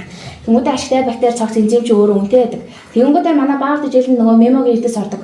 Тэнгүүд мемогийн эрдэс чинь тонн 2 сая эдэн шүү дээ. Тэгээд тэрэнгүүд бид нар өвлийнхаа үртгийг хэрхэн болгох вэ гэхээр уураг тэжээлийн оронд нөгөө үйлдвэрийн шат дамжлаганд тэмцээгүй хагарсан хугарсаад нөгөө хар авсооз тэрийг хийдэг. За тэгэнгүүтээ нөгөө тэжээлийн будаагаа ч гэсэндээ бид нар нөгөө бас зэрэглээс нь хамаарат авдаг. Тэгэхээр нөгөө аль алиндаа өртөг буруу. Дээрэс нь нөгөө орж байгаа эрдэс бодисынхаа бид нар үнийг нь буулгахын тулд байгалийн эрдэс ашигладаг гэсэн.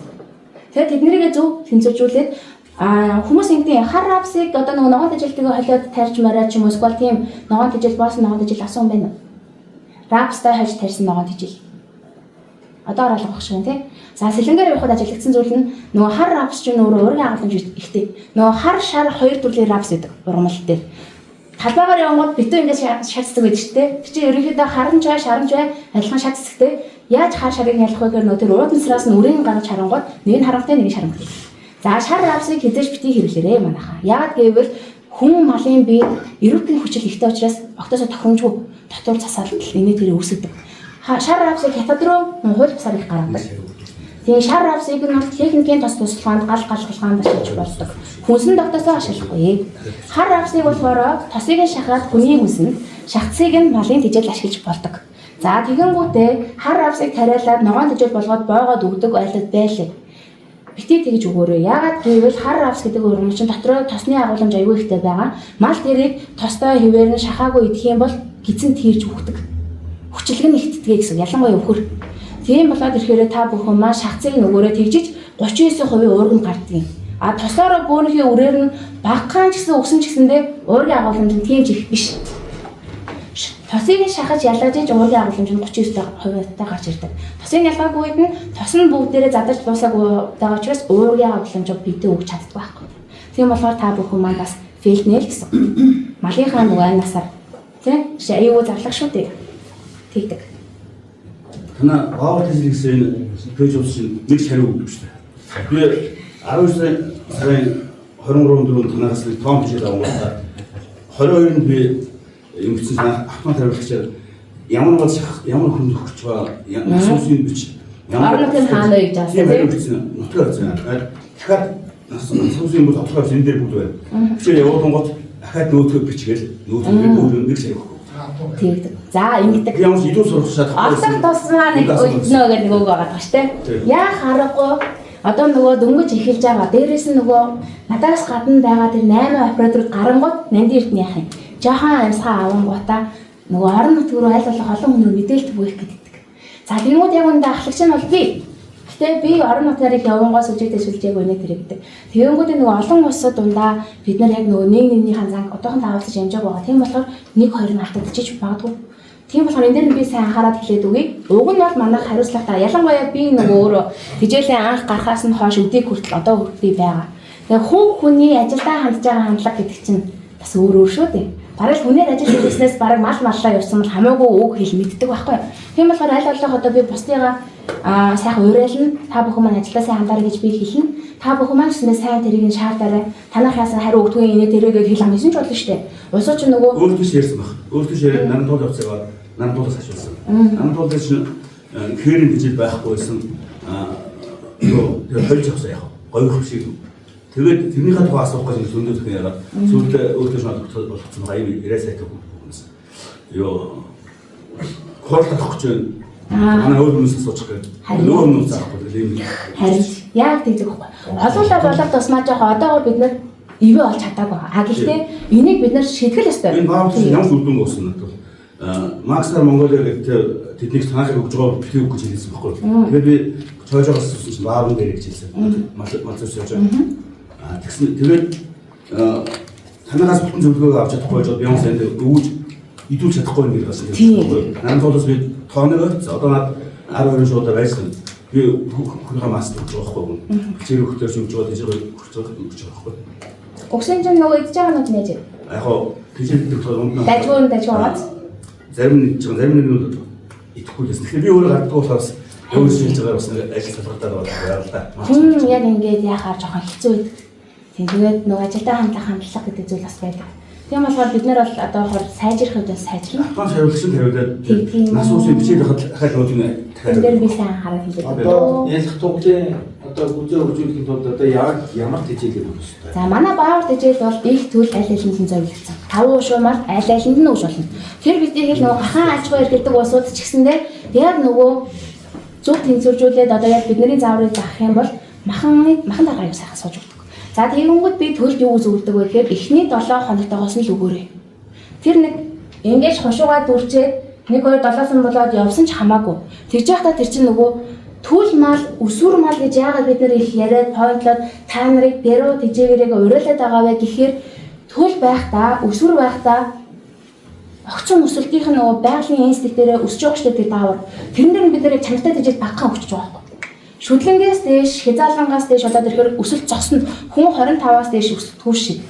Одоо бид өсөлтийн битмийн угаад би өндөр болохоос хааштай өнгөрсөн. Тэгмээд бид нар хүүхдтэй шинэ тэжээлтэй хоолыг нөгөө Д витаминыг сайхан өгөөд ирэх юм бол хүүхд маань сунаас нь сайхан өндөр гоё сайхан бие хатаа болдог шиг малдаа төлөөс нөгөөрэй. Тэгэх юм бол тэжээлийн зардал чинь буурна, дээрэс нь малын өсөлт сайхан яваад ирнэ. За одоо хааштай айлаас бэрүү авах гэж байгаа улсууд болоод ирэх юм бол Бэрүүгээ цуглуулаад 100 болоогүй байсанцэндээ эхний нөгөө манай Монгол бэрүү шиг нэг хоногийнх нь өмнө гэсэн өгөөрэй. Тэгэх юм бол нөгөө өсөлт байгаа мал чинь өөрөө өсөлтөн дээр дөрөөлөө зүүт ижил байгаа дэргэнгүүт хурдан ахиж цавдаг байхгүй. Хааштай өсгөөсөө дүүрсэн шүдлэг хязгаалan авчих юм бол нэгдүгээр тэр чинь биеийнхээ хэмжээгээр их хитэн. Тэгсээр хэрнээ нөгөө өсөж байгаа мал шиг үр дүн хурдан үзүүлэхгүй. Тэгсэн хэрнээ бас төвөгтэй. Ийм байна. Тийм болохоор өсвөр дээр нь үзээрэй, төлөөс нь өгөөрэй. Тэжээлийн чинь зарлж буурна, хүлээж байгаа үр дүн чинь ч гэсэндээ сайжирна. Одоо түрүүний базар дээрх гэдэг ах байж тээ. Тэр чинь болохоор бүгдээрээ шүлэнгээс дээш явахгүй юу? Ерөөсөө өсвөр мал байхгүй. Тэгэнгүүт тэр ах яг хамгийн нэмэлт чинь 1.5 ч гэлээдээ тэр ах чинь дулаан байраар намгаж байгаа юм. Байнга усын зөөж байгаа юм. Тэнгүүд яг нөгөө бүгдээрээ оргиороо байглаараа сарвч хүнстэйгээ байгаад энэ үр дүнд хүрнэ гэдэг бас чанга. Энэ үр дүнд хүрье гэх юм бол анханаас нь зөв тижээгээд гүзээгээ сайхан хөгжүүлж тэгэх юм бол юу ч ийдсэн модны холц хоглоод идсэн ч тэрийг ядаж бидээ нөөж чаддаг тийм чадамжтай болдог. Ийм байна. Аймагуд танаа салбарууд юм.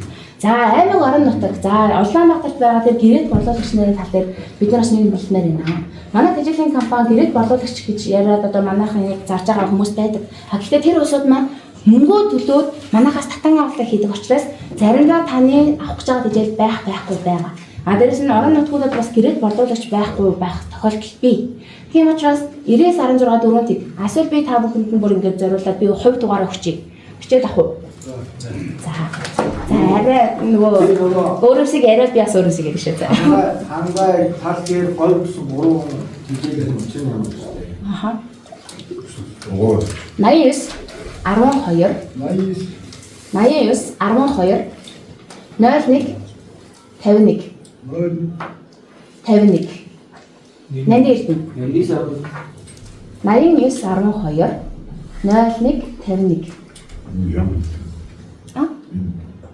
Миний дугаар. Нэнди ирсэн. За ахаад анхааруулъя. Би бол хурал байх шоонаа. Машины зөвлөгөөнөөс их тойрдгоо. Намайг уцаа хэрэг авахгүй бол мессеж хийчихээрэй. За тэгэх юм бол би зөвлөгөө талгаа шүү. За юм байна. Магадгүй сүлжээ газарч явж магадгүй. Ялангуяа дараагийн ханаас би дунд говьроо тэгээд Сүхбаатарлуу томтор явах юм. Та бүхэнд орон нутгад чинь нэрээ машины зөвлөгөөн болж байгаа бол манай одоо мэдээллийг тавья, мачид сонсох ёстой штэ гэж бодож ивэл бас болно шүү. За гол нь нөгөө орон нутгийнхаа хөдөө аж ахуйн газар мартаж юм хүмүүстэй хэлээрээ. За юм байна. За хангаа хээр говь гэд яагаад 3 өөр байгаа юм бэ гэх юм бол тухайн одоо шийдэл говь нутгийг бид нар бодъё да. Өвс ийм бутлаг те тачир ургадаг. Тэгсэг хэрэг тэрэг идэхээр мал айгуу сайхан махсууд. Яг л чинь уургалаг байгаа аахгүй. Уургалаг байгаа учраас махан тийм сайхан амттай байх нь байна. Багахан өвс тэр тачир бичээрээс юм авч ийсэн ч тэр нь бидээ шинтэй сайхан сууж өгнө. За тэгвэл бид нэр зүүн аймагуудыг авч үзье. Өвсний мас ихтэй халиурсан. Тэгсээ хэрнээ бид нар хээрийн баавар буюу 20% урагтай хамгийн их урагтайг энэ бид нар хээрийн бүс зөвлөдөг. Яагаад вэ гэхээр хэдий өвсний мас ихтэйч гэлээдээ шин тижээлийнхаа хувьд уургийн агуулж айгүй багтай. Тийм болохоор тэрийг тэнцвэржүүлж байгаа. Говь дээр бид нар юуг тэнцвэржүүлж байгаа вэ гэхээр уургийг нь багасгаад илүү эслэгийг нэмэд өгсөн. Уурлаг тижээл идээд байгаа хэрнээ гиздүүлэх эслэх нь муугаа учраас үүдэнгүй бас сайн үзүүлж чадахгүй. Ийм л ялгаатай. Хангаа баавар болохоор 18% уурагтай. Шүүслэг илүү дутуу гоё одоо эми оромлооч юм уу тийм модны завхраа ороод тийм олон төрлийн урамлаач чаддаг учраас тэрэнд балансч болсон өөр ялгаар хийсэн байна. Тэгэхээр танай орон нутаг хаана байдгаасаа шалтгаалаад та тэрийг сонгоно. Нэгдүгээр, хоёрдугаар манай нөгөө орон нутгууд чинь нэг сумын төв байлаач гэсэндээ нэг гүвээ давааны ард өөр бэлчээр байдаг үе бий. Зурвас газрууд байдаг тий, зааг дээр байдаг тийм сумдууд бий. Тийм учраас та хаана нь хариулагдیں۔ Танайх модтой талдаа хангаа талдаа юм уу эсвэл арай хээрд бүстэй юм уу гэдгээ сонгоно гэсэн. Одоо өмнө дэлгэр дээр ярьж байгаа хинтэй англи өмнө дэлгэр дээр хойдлын одоо зустаг өвлждэг усууд нь хангаад орчдөг. Жохон уршаа ингээд жохон нүүдэл судлаадаг усууд нь хээрд орчиж байгаа.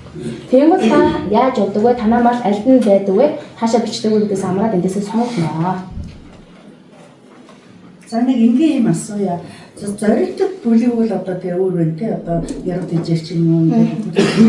Тэгвэл ердийн уран жил дараагаар ингээд малад хийж байгаа улсууд мэдээж хэрэг баавар хүн ач холбогдол аюу сайн гэдэг ойлголоо.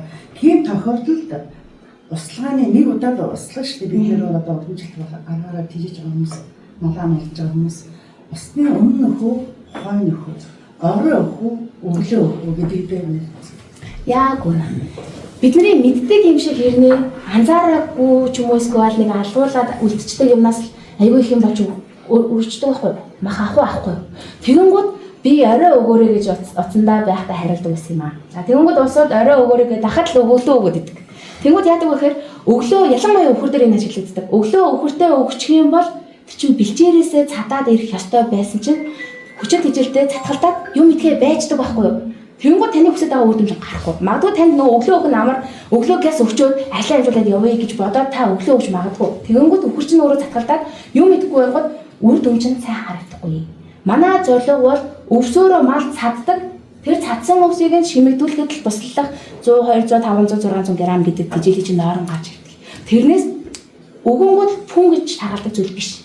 Тэгэхээр гизээг нь өвсөөр нь дөрвөх учраас өвсөө сайдвал усын хандлан сайхан уулга. Ялангуяа манай баавар тэжээлийг эдээс сурсан бол хуураагаар нийлэх дуртай байдаг. Би ч гэсэн хуураагаар нөгөөрөө зөвлөдөг. Ягаад гэвэл хуураагаар нийцснээрээ нөгөө аштай бактериуд маань сайхан амны хүндэдөө шүлсэндээ дэвтээ тэ хоолоогоороо ороод яг нөгөө хотоодн дээр очиод амьлаад нөгөө ажиллаа хийх юм бол танд илүү үдэмдэг. Нэгэд зуураад ялбаатлал нь усан зуураа яачих юм бол магадгүй төмпөлтэй амьлаад өгчих юм билүү хэмэдэг юм. Тэр чинь нүдэнд харагдахгүй юм чинь тэ. Тэгээд нөгөө орчноо биш учраас амьлангуудаа өгчих юм эсвэл амьлахад байчих юм билүү мэдэхгүй шүү дээ. Тийм учраас болж өгвөл хуураагаар нь. Тэгвэл жоохон ялангуяа нэлхтүүл жоохон ингээм ам хамлан ороод пургаад найдалгаад байдаг. Тэнгүүд нь багахан усаар чиглээд банцангийн гур шиг жоохон ингээ багсарч чигийн дараа одоо нөгөө поршигнаны дараа. Тэгэх юм бол мал дуртай гэдэг. Дээрэс нь тэжээлийн будаа ороод тэрийг нь бүр ингээ краашлаад нутгалцсан учраас хит их ус хийх юм бол тэр чинь цемент болно шүү. Хатуу. Тэр мал идсэн чинь байхгүй бол. Ийм зүйлүүдийг анхаараарай. Хуураагаар нь үгүй хуураагаар нь биш өө багсраад хэвэг мэвгдэг олоо зурдаг усууд байдаг. Гэхдээ мал айгүй усрахаг болт юм билээ. Ус уух гад идэм байлээ гэдэг. Хамтлан л болж л өгвөл уумараа гоё идэл уулах хичээгээрээ. Хавар болоод мал ядарчин гээд малчад туслахаа байчаад идэв штэ. Өнжөөл усалдаг масалдаг. Төлдөө ч гэсэн орой төлдөө.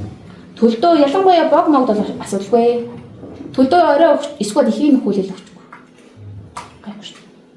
Өхөр бэлчээр үхлээд орой одоо тийчээхтэй орой үхэх нь өглөө бэлчээртэй байна. Орой. Бэлчээр дээрэж бай, зогсоож байгаач бай, орой. Хонь дээр бол гайгүй. Хонь өөрөө нэгдүгээр айгүй дур амар нь өөрөө идэмжээрээ идчихдэг. Дээрээс нь өглөө өгсөн ч бэлчээрээ идчихдэг, орой өгсөн бэлчээрээ идчихдэг. Дээрээс нь хонь дээр штэ 3 сар гүзээг нь хөгжүүлэхэд хангалттай. Ахиж та нэмэлт тижээл өгөхгүй, эхийг нь ахиж тижээхгүй байсан ч гэсэндээ тэндээсээ эзэн юмаа бидээ махуулгаж шингээх чадамжтай болчтой. Өхөр бол идчихэж өгдөг юм. Сүгэж идчихэж өгдөг, махаж идчихэж өгдөг. Та өнөөдөр манай баавраар өгөөд хоны нэмэлт жинээ сайн яваад овоо том болоод ирэнгүүт нь за болиё гэж зогсоож болж штэ. Энэ хүн яагаад зогсоохгүй одоо хүртэл говийн баавар өгөөл өглөө өгөөд байгаа вэ гэхээр тижээлээ зогсоосон өдрөөс хойш малчин мах өхөө байждаг. Хоны нэмэлт жин шууд зогсно гэсэн үг. Тэгээд магадгүй нөгөө хүүтийн нөлөөндөө стрессээр хасах 800 г алдаж эхэлдэг. Үхрийнх нь өөрийнх нь онцлог манай тэжээлийн буруу ч юм яа нэг юм байхгүй. Үхрийн өөрийнх нь онцлог тэр идчихэж өгдөг. Тэр бас энийг нөгөө цагаа тооцоолоорой 3 сар тэжээн гэж бодож байгаа бол нэмэх нь 1 сар гэж бодож байгаа гэдэг чинь тийм учиртай. Өхөө зогсоож болохыг бол энэ бол таны сонголт. Гэхдээ тэжээл өхөө зогсоосон үеэс чи ихэд танд амдын нэмэлт жингээ өхөө болно. 1.5-ыг өгчээсэн 100-ны хугацаанд өгчээсэн бол магадгүй 700 г өгнө л гэсэн үг. Уусууд нь өгөхөл гүзээний хөгжлийг хэдэн цаг болоод тусаач байна. Өхрөн дээр харин тэр юу байхгүй гүзээний хөгжил дуусна гэсэн юм байдаг. Хонь дээр болохоор 3 сар хөтөжээл хангалттай гүзээний хөгжиж дахиад тэжээлдээ тэжээлгүй сайн явна. Өхрөн дээр бол тийм байна. Идчихэж нөгөө өдөр болгон тэр мал чинь 10 кг 12 кг таны тавьсан үсийг идэл бичээрээ үсийг идээд байгаа шүү дээ. Айл малын яданы хомол момол идсэн л гэж байгаа шүү. Өдрийн туршид идсэн юу вэ? Тэрийг задлахын тулд заавч хөвчөд ижил хэрэгтэй. Тэгжээч тэрийгэ задлаад бидээ махалаад 1.5 кг нэмээд 100 ч өвлж. Тэрийг нь болонгод өвлж. Яг нь 100-ны өдрөд бол нөгөө 600-700 г нэмэн. Гэхдээ нөгөө бидээ бүрэн шимэгдэхгүй нөгөө магадгүй баасаараа өвснөгийг ярдаж гарч ирдэг ч юм уу. Тэгээ уйсан баас маш тэгээд идэв штэ. Ингээ хуглаад зүгөөд өвс мөснөгээ зууралцсан гал мал сайхан шашнаас шатаж матаад идэг чинь тэр эдсэн өвсөө малчин тижэж шингэж чадахгүй байна л гэсэн. Тэр өвсөгийг шингээхэд будаагийн шингээхэд манай баав тижэл оролцдог л гэсэн. Орсон тижээлийг сайхан задлаад бид нь хурдан шингэж өгдөг. Тийм л ажил. За энерги гэхдээ буюу одоо ялангуяа би муулж байгаа юм биш үү? Усад муулж гэж бодоод байдаг. Хэвэг гэдэг зүйл маань Улаанбаатар хайлс байдаг. Улаанбаатар хайлс маань өөрөө эслэг аяг өндөртэй байдаг. Эслэг гэдэг зүйл хүнийч бие, малынч бие октоосоо шимэгддэг зүйл биш. Хэвэн дотор 6% уураг бий байгаа. Гэхдээ тэр уургийг нь авахын тулд тэр мал гүзээгээрээ тэр хэвийг задлах хэрэгтэй. Тэгсэн чинь эслэг өндөртөө юм чинь яадаг вэ гэхээр хогийн шүүх шиг ажил хийдэг байхгүй. Өдрийн туршид эдсэн үрсийг чинь бидний шимэгдгээс өмнө эслэг өндөртөө тижэл маань шүүрдээ тугаад гаргадаг. Тэгээд эмэгтэйчүүд турахын тулд эслэг гэдэг зүйл уудаг байхгүй. Тэгэнгүүт магадгүй та хэвийг өгдөг бол мөнгөөрөө гид цэвэрлэгч авч өгч ийна ч юм уу тийм. Хичнээн сайхан толгойтой ногоон тижэл сайхан шин ногоон тижэл өгсөн ч гэсэндээ тэрий чинь бидний задрах хугацаа гэж байдаг. Тэр хугацаанд нь тулахгүйгээр хэв нь хөөж гаргадаг л гэсэн. Тэгэхээр яг нөгөө тижээлийнхээ орс найрыг зөв тэнцвэржүүлнэ гэдэг чинь энэ. Магадгүй та хэвгээр манай нөгөө түрүүн баг тижээлийн хэрвээ бэлдэж гараад ирэх юм бол хэвгээр та дүүргэж хийж болно. Гэхдээ манай уурын агуулгач арай өөр болно л гэсэн үг. Хэвний чинь орсон ч гэсэндээ арай өөр болно л гэсэн үг. Тэр чинь дараа магадгүй та бүхэн маань өнөөдөр гараад үр дүнгээ үзчих. Тэгээ 24 дэх асуудал чинь тижээлийн зардал өртөг буруулах юм гарч магадгүй гэж би бодож байна. Энэ баавар тижээл яг тэдүүвэн өөр байна, тийм юм бодож байгаа гэж гаслаа л да. Тэгэхээр яг орсонд нь ямар улаан бод өөр байна гэсэн. За тижээлийн бод ордог. Уурах тижээл маань ордог. Ашигтай бактериуд цогц энзим ордог. Дээрээс нь эдэс минералууд ордог. Бид нар нөгөө мемод өөрсдийнхөө уургийг нийлүүлдэг. Мемоос зөрүүлээд уурга авчаа эрдсэн авдаг. Тэгэхээр тэднийг хойлож балансжуулдаг гэсэн. Мемо манайх биш. За арцад тижээл, мемо тижээлийн хоёр. Арцад гэдэг чинь өөр, мемо гэдэг чинь өөр, баавар гэдэг чинь өөр аахгүй юу? За энэ гурав юугаараа компани нэрээр ялгаатай. Гэхдээ эдгээр маань бүгдээрээ л адилхан хүчтэй тижээлийн үр дүн гаштай танилцгаа л хийж байгаа усад. За эдгээр юугаараа ялгаатай ижилхэн бэ гэхээр бүгдээрээ нэг жор тэнцвэржүүлэгчтэй. Жорыг нь бямба гэдэг хүн зохиосон гэсэн. За бямба гэдэг хүн маань жорыг нь тэнцвэржүүлээ зөвлөх хүчлэгээ өгдөг. Манайд одоо зөвлөхөөр ажиллаж байгаа. Мематай бол хамтарч ажиллахаар байсан гэсэн. За ийм байна. Тийм. Тэгээ одоо болохоор манайх шинэ үйлдвэрлэж байгаа тижээлэндээ өөрсдийнхөө нөгөө эрцгийг нэмэгдүүлж хийж байгаа гэсэн. Нөгөө эрцүүдээ зөв балансжуулсан. Яг гаднаас эрдэс авахгүй. Тэгэхээр манай тижээлийн өртөг дагаад бас буурах хандлагатай байна. Гэхдээ нөгөө ялангуяа хойч нөгөө дайн байлаа энэ тэрэ гараад байгаа учраас энэ зэргээс ялангуяа дээрээс нөгөө төвийн бүс маань гантай байсан учраас тариаланчтаасаа бид нөгөө будаа мутагаа авахтаа жоохон төвхтэйсэн. Үн өртөг айгүй өссөн байсан. Тийм болохоор бид нэр одоохондоо жоохон хэцүү байгаа. Гэхдээ нөөцөө сайн бүрдүүлээд эхлэх юм бол тижээлийн өртөг буурах ёстой. Дээрээс нь бид нар ер нь тижээлийн өртөг бид нар заавал бууруулаад хэдэн 10 баавар өвөл мөл гаргаад их ямар ч сонирхол өгөн бид нар байхгүй байна. Тэнгүүд та бүхэн өөр өөртөө тижээлийн өртөг юм бол бид нар зүгээр уургаал гаргач. Тэгэх юм бол танаа тижээл таны өгж байгаа тижээл чинь хэвний өртөнөөс буурах боломжтой. Яагаад гэвэл тижээлийг 100% гэж авч үзэх юм бол 20% нь 20-25% нь уурга ордог. 5% нь л эрдэс ордог. Яг хүний хоолтой ажиллана. Бид нар мах ихтэй хоолыг бас идэхэд жоохон хэцүү байдаг тийм. Махаа сайхан таарсан хоолыг бас сайхан идчихдэг, сэтгэлч гэсэн хандчдаг, цаадчдаг. Тэгэхэд их давс хожигтой хоол ч гэсэндээ хоолоо авах хэцүү. Давсан сулбайч юм бол бас хэцүү. Тэгэнгүүт яг эрдэс минерал гэдэг зүйл маань нийт тижээлийн 5% нь ордог. Уурга нь 20-25% нь ордог. Бусад хувьд нь 70-80% нь нөгөө юм маань дүүрэгч маань. Эдний шиг одоо энэ махны чиглэлд бол болд юм уу? Заавал сүүний юм уу? Эрдэс шишин юу юм? Дарш гэдэг одоо юм. За. Эрдэс шишин дарш яагаад манайх дарш гаргаад яагаад нөгөө эрдэс шишин одоо юу гэдэг нь уурга халамж өндөртөөгөр борцоо нуух чадахгүй байгаа вэ гэхээр манайд нөгөө эрдэс шишин урах хоног нь боцон гүйцэтгэв юм байна л да. Тэгээд эрэнгүүд боцон гүйцээгүй байдаг учраас илүү нөгөө саармжуулах гүзээ мүзээг нэг хүчлэгжүүлэх тулд иштэй мастай юутай тийм ингэж хотлоод тэгээд нөгөө дарш хийдэг. Тэгмээ дарш гэдэг зүйл чинь одоо хүний хоолоор яг хамт хэмжээд ажиллах зүйл. Ихэд амттай хоолоос уйдахгүй гэсэн байхгүй. Кимжи цуу идж байгаа кимжитэй цуу идэхээр арай өөр гэдэг шиг ийм сонирхолтой байх нь, олон найрлагатай байх нь. Аштай бактериудыг сайн агуулж өгсөн учраас малын нөгөө гүзээний шингэцэг, нөгөө тижээлийн шингэцэг сайхан болгодог. Гэхдээ илүү сайхан өхрөн тохиромжтой. Түрүү хэлсэн шүү дээ. Ялангуяа тийм яг нөгөө бид нар уламжлалтаараа нөгөө ийм сарвч хүнс босгоод шуургатай үед өхөр маань тижээ нөмөрлөд байдаг шүү дээ, тийм. Тийм учраас хүүтний нөлөө жоохон сэрүүлүүлэх гэж шээ салтуулах гэдэг баг. Түрүү ноолж идэх шээ салтаад байдаг гэсэн шүү дээ, тийм. Яг магадгүй тийм үйлдэл үзүүлээд. Тэгэхээр та махны өхрөө сүүний өхрөө гэдгийнхээ онцлог бодож байгаа тижээлээ сонгоно гэсэн. Бод хоёрын бэлчээр өөр идэх хэдэмж нь өөр байдаг шиг сайлын өхөр гэдэг нэг категори байгаа хэрнээ л салаад тэр нэхээ салаад тэр нэхээ сална гэдэг шиг ингээд салаад байдаг. Тэр яг өөрийнхөө сонирхож байгаа орон нутагтаа байгаа хүсэж байгаа юмаа бодож байгаа тижээлийнхаа сонголтыг таахнаа гэсэн. За манай нэг давуу тал дахиад бий. За Одоогоор бид нарынхан олоолаа болоод учраа алаагүй байж магадгүй. Гэхдээ яг зориод яах юм бол бид нар ийм групп чат үсгэждэг байхгүй. Групп чаттай үсгэнгүүтээ та магадгүй нөгөө ийм тулгамдж байгаа асуудал гарч иж байна шүү дээ. Нэг малын гүжүүлээ бүр октоос идэхгүй ч юм уу.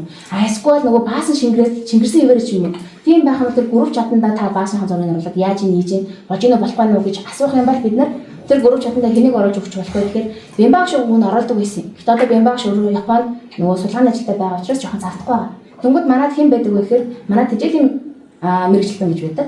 Малзууч гэж байдаг. Тэнгүүд тэднийг оруулаад дээрэс нь би өөрөө нэлээр ороод тэгээд та нар ороод асуултуудаа асууж болно. Яг нэг өвчтөний групп чат шиг байдаг. Гэхдээ тэн дээр хэрүүл хийдэггүй. Тэгээд асуумаар байгаа л асуух. За.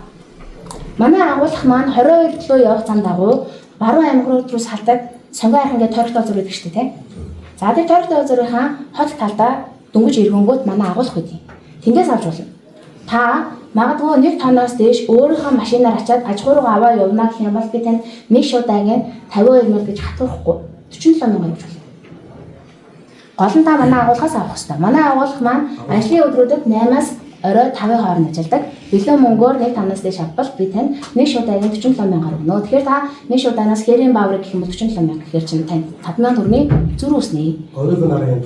Говийнх нь 42 мянгаар зарагддаг. Би танд 36 мянгаар нийлүүлэх боломжтой. Хангаач нь болохоор 52 мянга. Тийм хангаа хэрэг 52 мянга. Гэхдээ агуулгын нас өөр байдаг. Хангааг та 45-аар авч болно. Хэрэг 47-аар авч болно. Нэг шуудаа нэг Хамаа хаана гээ? 25 кг. Баруун хараад Баруун тав юм шүү дээ. замд яг нөгөө дарахын зам дагуу хандсан шүү дээ. Угаасаа хараа сандашгүй өндөр ногоон юм томоо байгууламж руу Баруун яг төвдөө. төв дээр дөнгөж нөгөө фрезер өнгөрөөл харагдаж байгаа. Тагдагийн бост үү? Цадагийн бостаа. Нөгөө фрезер өнгөрөөл фрез гардаг шүү дээ. Тэгэнгүүт урд нь харагддаг. Цадагийн бост нь анзаарч байгаа. Хотоос хэсэглээс баруун тагдагийн бост үйл бэрүүтэй. Агуулгаас авч иж энэ үн яаш шүү. Магадгүй манай үйлдвэртэй ойрхон байна гэх юм бол энийг нөгөө үйлдвэрийн хашаа руу илүү дутуу нөгөө техник оруулдаг байхгүй юу? Тийм болохоор жоохон төвхтэй авч чадахгүй ч гэж магадгүй. Би бол агуулгаас өгөх боломжтой. Агуулгатай бич байх бол нэрвтаа хэлээд өгч болно гэж зөвшөөрлийг олгох юм бол манай нэрв танд өгнө л гэсэн. Гол нь уучлаач хэлээрээ. Гинт тавих гэж очдог хүмүүс бий шүү. Тийм. Урд оройн ярьчихгүй юу? Тэгэхгүй бол уусууч гинт очсноо нэгдэг. Тэнгүү тэр нэрв нэгтлэн чи юу яриад байгаа юм? Манайх ингэдэггүй манай нөгөө агуулгач нь бас дураараа олон хүн оруулдаг байхгүй юу? Зөвхөн яг гэрээд борлуулагч ч юм уу яг өмнө нь хийсэн усуудаа оруулдаг. Тийм болохоор уучлаа заавчгүй хэлээрээ. Тийм бол дэлгэж болно. Баруун хараа дээрээ инэмсэлэл гэдэг дэлгүүр зардаг ус одоо болцсон байлээ. Сүүл нэг шинэ борлуулагчтай болсон гэсэн. Гэхдээ би яг сайн санахгүй.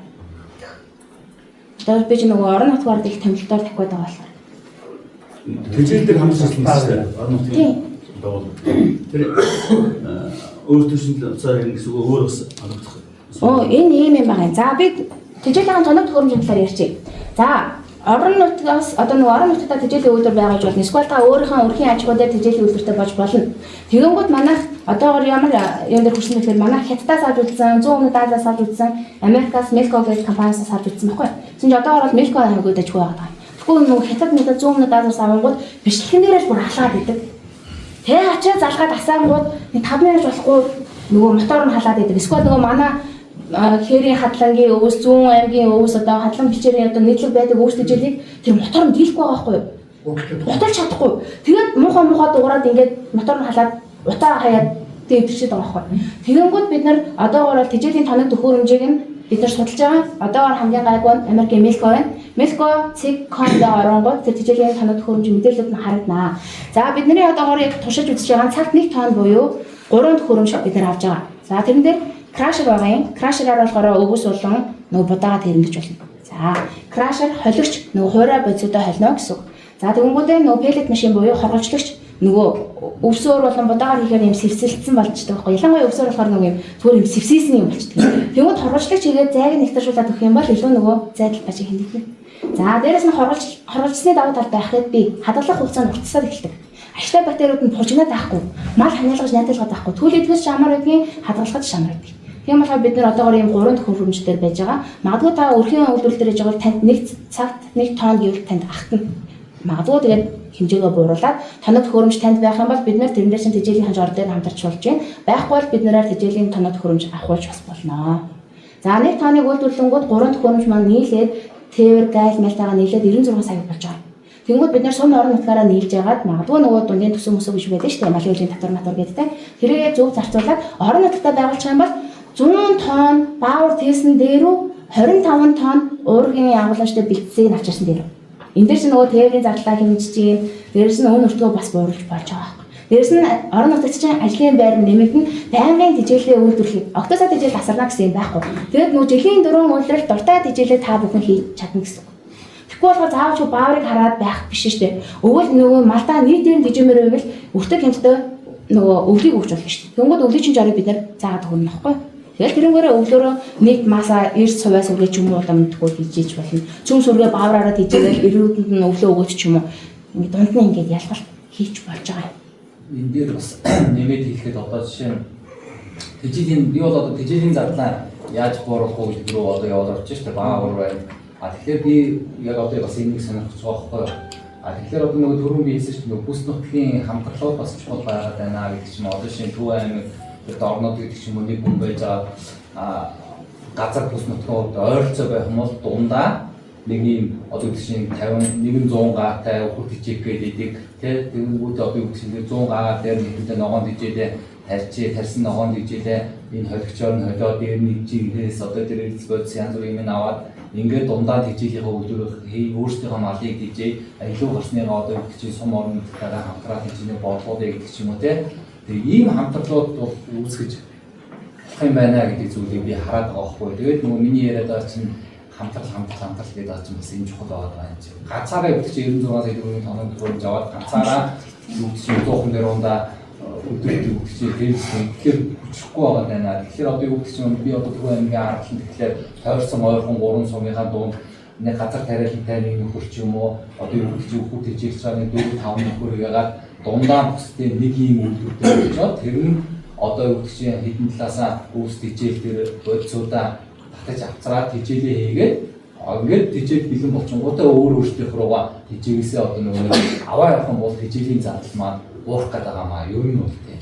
Тэгвэл бол одоо нөгөө хамтрал нэгжээс хэдүүлээ нөгөө хамтарч тэжээлийн зардлыг уургах боломжтой харагдана. Тэгвэл бол одоо юу гэж тусдаа юу гэж 100 гаатай болоод би хаяж 100 гаатай болоод дахиад нөгөө амар тоног төхөөрөмж авцраа 100 гаа дээр тариа хэрэг ингээд хүн болгоно гэж хийгээд авах боломжтой учраас ийм хүн хамтрлууд бол байж болох шүү. Энийг та бүхэн бас бодоорой. Дээрээс нь манай нэг том давуу тал нь юу гэхээр манайх Монголдо цорын ганц үйлдвэр байхгүй. Туслаг урман шахаж сарлах. Уургийг бид нар хамгийн хямдараа байнгын өөртөө гаргаж идэг учраас бусад одоо тэжээлийн сонголтыг бодвол манай тэжээлийн өөртөө нь хамаагүй хямдхан байдаг. Дээрээс нь бид нар байнга уурыг үйлдвэрлэж байгаа учраас танахыг одоо орон нутгад тэжээлийн тоног төхөөрөмж аваад тэжээлээ үйлдвэрлэх тэрэнгүүт танаа байнгын нийлүүлэлт болж чадна. Гаднаас импортоор та авлаа гэж бодоход хэл гайл хаад бол яах вэ те гайл тээврийн үлээ миний тэрэ дээрээс нь хамгийн зөв тэжээл юу вэ гэхээр шинэ тэжээл гэдэг. Дөнгөж гарсан хоол сайхан байдаг шүү дээ. Тэнгүүд хончоор яадаг вүлээ гэд бодоод үзэх юм бол орон нутгад үйлдвэрсний давуу тал бол тоочод барахгүй байхгүй. Байнгын тогтмол шинэ тэжээл өгч ийн үндсэн өнжөөг үнэ тэр гихгүй. Дээрээс нь нөгөө өртгөн буурчин зарлаа хэмжиж ийн тэг байнгын нийлүүлэлттэй ингэ явж болж байна. Танах дээлтэй юу те? Дельта. Дельта холдингийн Mindtech гэдэг охин компани. Арабсын шахсаас эхлээд олон жил авч байгаа шүү дээ. Тийм үү. 20-д төшөөс өөр өөрчлөлт хэмжихгүй байгаа. Тийм дөө жолооч манай авах юм хийж байгаа. Тэгээд таад ингэсээ бас авч болно л гэсэн. Тэгвэл бид нар нөгөө баавар тэжээлийг төл болон өсвөр малд илүү зөвлөд байгаа юм. Эсвэл жоох ядарсан мал зөвлөд байгаа юм. Нэгэнт хааштай л нөгөө гүзээний хөгжил хэрвээ явагдахгүй шүтлэн хязгаарлангаас дэш болоод ирэх юм бол бас арай өөр тэжээлүүдийг зөвлөж нөгөө өөр тэжээлээ ч юм уу те зөв балансруулах. Гэхдээ хүн болгон тэжээлийн мэрэгчлэн байж чаддгүй учраас үр дүн нь баав шиг гарч чадахгүй байгаа байхгүй. Тэгэхээр зөв тэмдэглүүлсэн олон найрлах нь л хамгийн зөв юм байна гэдэг дээр одоо би олж гэж ойлголт маань тавьчихсан байна. Вабсын төр нөгөө Монгол цай олгодог шал бүрсэн